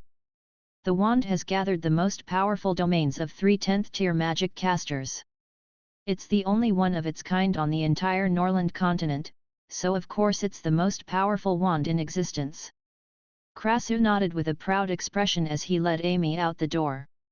He was also looking forward to seeing what the wand would be like. At the Roth Empire Embassy in Chaos City, Abbott was situated in a conference chamber with a dozen or so young magic casters, and he put on a serious expression as he said, "In the match tomorrow, we don't have to worry about the Advanced Imperial Academy, but we have to defeat Chaos School. That's a promise I've made before coming here. However, all of you have to keep in mind that these are friendly sparring matches, so do not harm anyone with malicious intent. Otherwise, it will reflect very badly on our Magus Tower. Those little brats from Chaos School can't even hold their wands properly. I can take care of them all by myself, so there's no need to worry about them. Also, battles are supposed to be dangerous, are we supposed to go easy on them? Hank wore a dismissive expression on his face. Yeah, what if I unleash a spell, but I'm worried that they won't be able to handle it. Should I unleash the spell or not in that case? George was rather perplexed. All of the other young magic casters wore nonchalant expressions, clearly not expecting Chaos School to put up a fight at all. Use your full power in battle, but stop when it's apparent that you've secured victory, and don't intentionally hurt your opponents.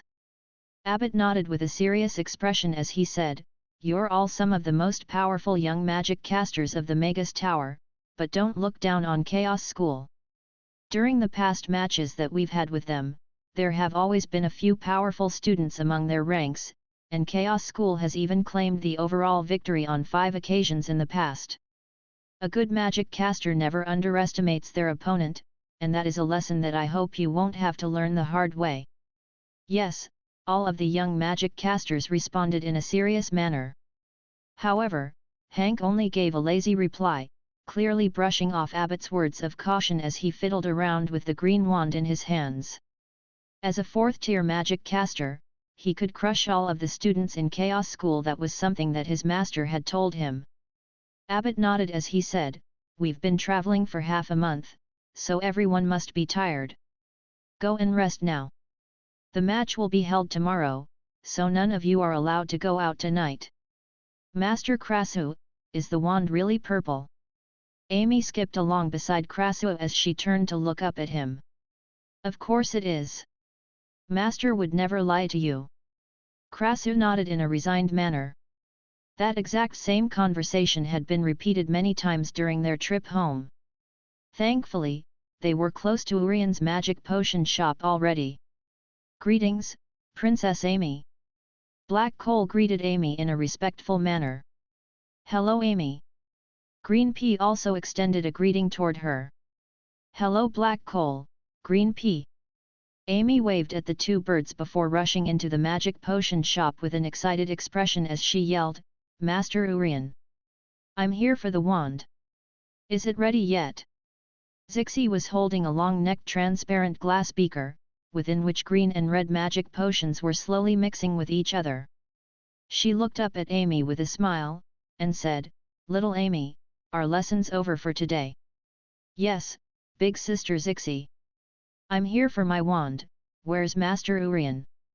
Amy nodded as she looked up at Zixi with anticipation in her eyes. "Of course little Amy's wand is ready. Have a look to see if you like it." Before Zixi had a chance to respond, Urian's husky voice sounded from the other room, and he slowly emerged with a long black box in his hand.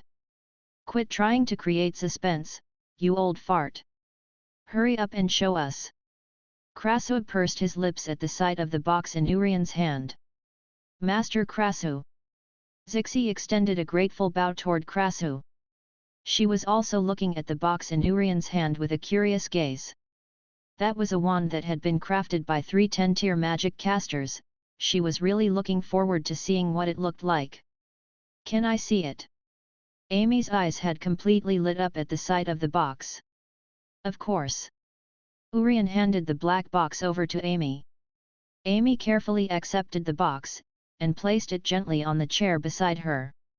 She blew on her hands with anticipation in her eyes before slowly opening the box. A purple light emanated from the box, shining directly onto the ceiling. The image created was that of a half-elf girl, the exact same one as on the Rugiamo bags from Mamie restaurant. Faint purple light glowed from the box, within which was sitting a blackish-purple wand that was about 30 centimeters in length. The wand slowly tapered from the bottom to the top, and its surface was as smooth as jade. At the end of the wand's handle was a dazzling purplish golden crystal that appeared to be like a beautiful eye. The light that was shining upon the ceiling was projected directly from that eye. Below that purplish golden eye was a slightly smaller crystal with many facets. It was just as dazzling and eye-catching, just as if it were a purple diamond. Wow! Amy's mouth gaped open in surprise and elation as she stared at the wand in the box. Her bright blue eyes were practically glowing, and only after a long while did she look up at Urian with incredulity in her eyes as she asked, Is this really for me? Of course. We've made it specifically for little Amy. A faint smile appeared on Urian's face. He had expended a lot of time and energy to create this wand, but it was all worth it when he saw the elated expression on Amy's face. What a beautiful wand! Is it made from black-purple magic crystal? That's said to be a supreme-grade wand material with the greatest affinity for magic, and there are no more than 3 such wands on the entire continent. In conjunction with the eye of the purple gold blaze bird. This wand is incredible. Zixi was also completely dumbstruck. Pick up the wand, little Amy. I'll teach you the chant required to unseal the wand, Crassus said with a smile. All right, I'll give it a try. Amy carefully extricated the wand from its box, and she found that it was smooth and cool to the touch. It had a very solid feel to it, but it wasn't heavy in the slightest, and she could easily wave the wand around with a single hand. The projection from the purple gold blaze bird's eye disappeared from the moment Amy closed her hand around the wand, and the purplish golden light crackled within the eye instead, making it appear as if arcs of electricity were converging within. In my name, unseal this wand, Amy chanted in a faint voice as she closed her eyes, and purplish golden light erupted from the purple gold blaze bird's eye, completely enveloping her body. Amy stopped chanting, and the light instantly faded. Amy was revealed with a purple staff that was close to 2 meters in length in her hand. The purple wand had grown to over twice Amy's height, and atop the smooth and perfectly straight wand was a purple crystal ball that was about the size of a fist. Purplish golden lines crisscrossed along the surface of the wand, creating a series of mysterious symbols. Purple light flashed and circulated within the crystal, lighting up the dim magic potion shop. Amy held the wand tightly in both hands, and stared up at the beautiful purple crystal with an adorable expression. Her purple magician robes perfectly complemented the wand in her hand. The sight of her tiny stature next to the massive wand created a charming contrast. It can even change its form. Zixi's mouth gaped open in surprise, she was at a loss for words. As a 7th-tier magic caster, she had an extensive understanding of magic, and had never seen any magic caster's wand capable of transforming into a massive magic staff. Furthermore, the materials used to make the staff were just as valuable. The body of the staff was constructed from purple sand gold, which was generally only reserved for the weapons of high-tier knights. Furthermore, even they would only use a small amount of that material in their weapons as it was simply too expensive. As for the purple crystal on the tip of the staff, if she wasn't mistaken, then it was most likely the legendary Oracle Stone. The Oracle Stone was imbued with the source of the Norland continent's magic, and it was said that it fell into Urian's possession several decades ago. It was rumored that the Oracle Stone had fortune-telling abilities, but that wasn't verified. However, one of its abilities was verified, and that was its ability to randomly enhance the power of a spell by several-fold. For that ability alone, it was seen as a holy item among magic casters. Many large wars had been waged on the Norland continent for the Oracle Stone, and the fact that Urian was willing to make it an accessory on Amy's wand showed just how important she was to him. As expected, it's most perfect in its staff form. At this height, little Amy will be able to use it even after she grows up. Crassus stroked his bear with a pleased expression. Without Amy messing with his beard recently, it had considerably grown in length. Amy raised her wand and waved it in front of her, and it whistled through the air, sweeping up a gust of wind. Her body was quite small, but she already possessed considerable power. This is awesome. Both forms are pink. I love it. Master Crassus, Master Urian, you're the best. I really love this wand. Amy was overjoyed as she swung her wand around. I'm glad little Amy likes the wand. I heard that you're going to compete against those little brats from the Magus Tower tomorrow. Use that wand, and show them the power of the flames of extreme frost. A kind smile appeared on Urian's face. No, no, you should use the staff to smack their heads. Show them the power of a melee magic caster. Kraso also wore a smile on his face, but figurative sparks were flying as his gaze met Urian's. Little Amy has only been learning melee magic for a month. If she does as you tell her, then she would be knocked down before she could even reach her opponent. I won't allow little Amy to take such a risk. Urian's expression cooled, and the temperature in the room also began to plummet. I have absolute confidence in little Amy. There's no way that those little brats would be able to even touch little Amy. Among magic casters of the same tier, melee magic is invincible. Scorching heat began to emanate from Kraso's body to combat the plummeting temperature in the room. TCH, invincible among magic casters of the same rank? When have you ever defeated me in the past century? Invincible, you say? What a joke! Urian pursed his lips with disdain. How about you stand still, and let me knock you on the head with my staff? You're constantly scampering around like a little rat during our battles. Kraso's brows furrowed with displeasure. The two of them continued to glower at each other, and it appeared that another epic battle was brewing. Don't worry, I'll use both types of magic tomorrow, so please don't fight. I'm hungry, so I'm going home now. Amy positioned herself between the two of them with a serious expression on her little face. Kraso and Urian glared at each other one last time, but they still backed down in the end, and the temperature in the magic potion shop returned to normal. Little Amy, in order to make it more convenient for you to carry this wand, I also created a miniature version of it. You only have to chant the minimizing spell once, and the wand will assume its smallest form. That way, you'll be able to carry it in your pocket with ease. Urian turned to Amy, and a benevolent smile returned to his face. Really? Amy's eyes lit up upon hearing that, and she immediately chanted the minimizing spell twice. The massive staff first reverted back to its normal size before shrinking even further to become a small wand that was about 10 centimeters in length. Even in Amy's little hand, it appeared to be quite petite. That's awesome! Master Urian is the best. I'll always be able to carry my wand with me now. Amy was elated as she looked at her miniature wand. She then placed it in the pocket of her magician robes with a smile, and said, Thank you for the wand, Master Urian and Master Krasu, I really like it. I have to go home for dinner now, and I'll be sure to show my father the wand. Go on. Urian nodded with a smile. I'll have some dinner too. I'm in a pretty good mood today, so I'll get a braised chicken and rice. Krasu followed Amy as she rushed out the door. Amy ran into the restaurant, and immediately rushed into the kitchen as she yelled excitedly, Father, Master Urian and Master Krasu gave me a super awesome wand. Would you like to see it? Of course. I'd love to. Mag was holding a platter of spicy grilled fish as he emerged from the kitchen with a smile on his face. He was also looking forward to seeing the wand that Krasu and the others had created for Amy. Sally and Yabimiya also gathered around with curiosity on their faces.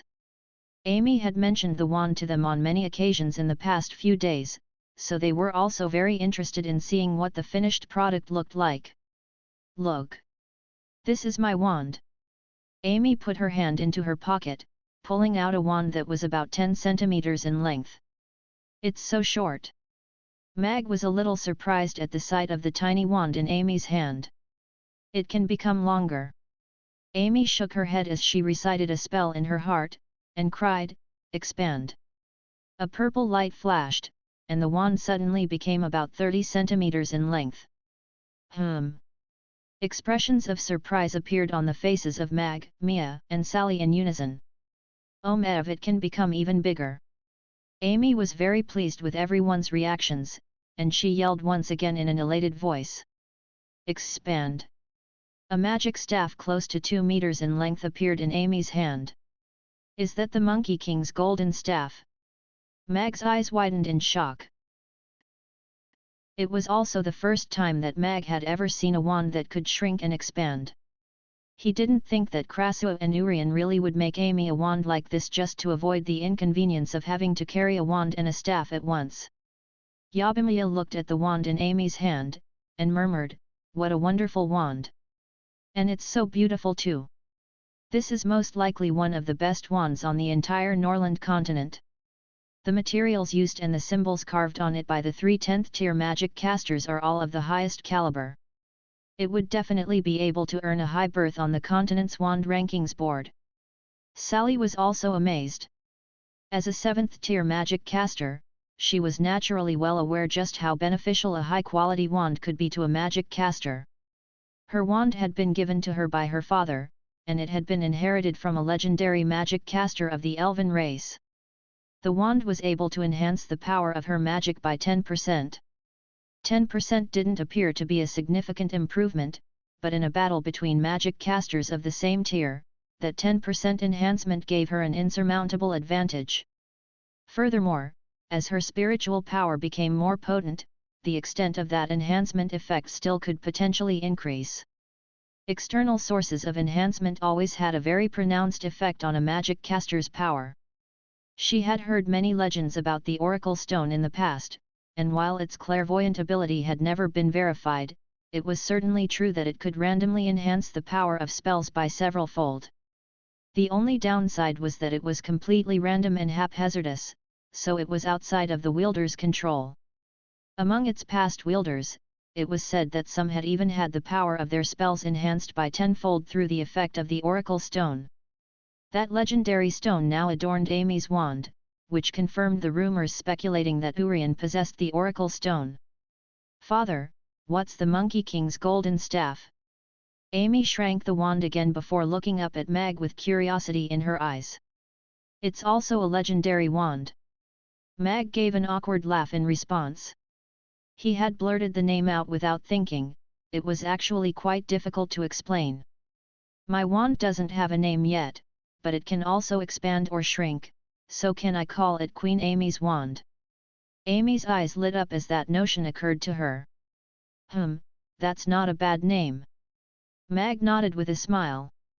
A thought suddenly struck him, and he smiled as he said, "Seeing as the wand has a name now, shouldn't you also invent a chant for its transformation?" Amy looked very adorable holding her massive staff, so Mag was looking forward to seeing what kind of chant she would come up with. A chant? Amy thought about it for a moment before looking at her wand with a serious expression as she said, "Wah, Queen Amy's wand, transform." Purple light flashed, and the tiny little stick suddenly transformed into a beautiful wand. Peeved Yabimiya immediately burst into laughter. Sally was also finding it difficult to keep a straight face. "Not bad." Mag nodded with a smile. The wah part was most likely the key to the chant. It was so adorable that it was almost illegal. Hopefully, Amy wouldn't feel embarrassed by her chant years down the track. Meow Ugly Duckling was pacing around Amy, looking up at her wand with a curious expression. Amy stowed away her wand before picking up Ugly Duckling as she spoke, "By the way, Father, Master Krasua says that I have to beat up some bad people from the Magus Tower tomorrow. Master told me to defeat all of them." "The Magus Tower?" Mag raised an eyebrow upon hearing that. He didn't think that he would hear that name so soon. Back when Mag Alex had been ambushed, most of his assailants were magic casters from the Magus Tower. All of the elven magic casters only looked without attacking, while the magic casters from the Magus Tower had done most of the dirty work. Of course, Mag wasn't foolish enough to believe that the elves were actually on his side.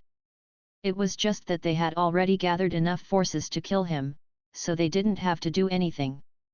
Only a small handful of people from the Magus Tower was aware of this information, but once they heard news about Amy, they would most likely begin to take notice of her. However, 3 years ago, Amy was still a tiny little infant who looked completely different compared to her current appearance. Furthermore, Prior to leaving Rodu 3 years ago, Mag Alex had fabricated evidence suggesting that he had committed suicide, and completely changed his appearance at the same time. As such, no one would be able to identify him as Mag Alex just by looking at him. Mag knew that countless people were trying to verify whether Mag Alex had actually died.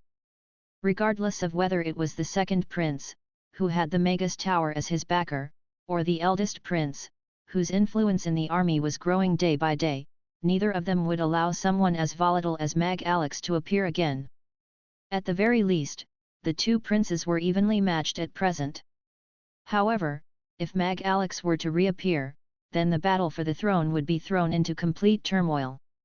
Neither the eldest prince nor the second prince were confident that Mag Alex would side with them, which was they had joined forces for once to ensure his death. Both of them were simply overthinking things.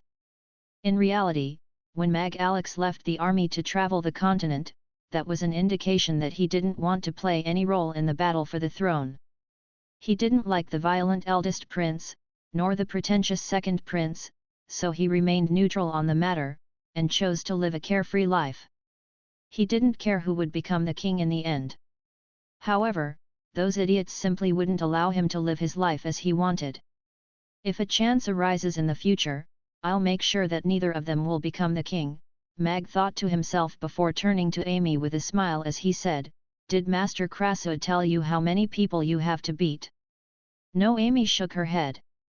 She was a little perplexed by this question, and asked, "Why does that matter?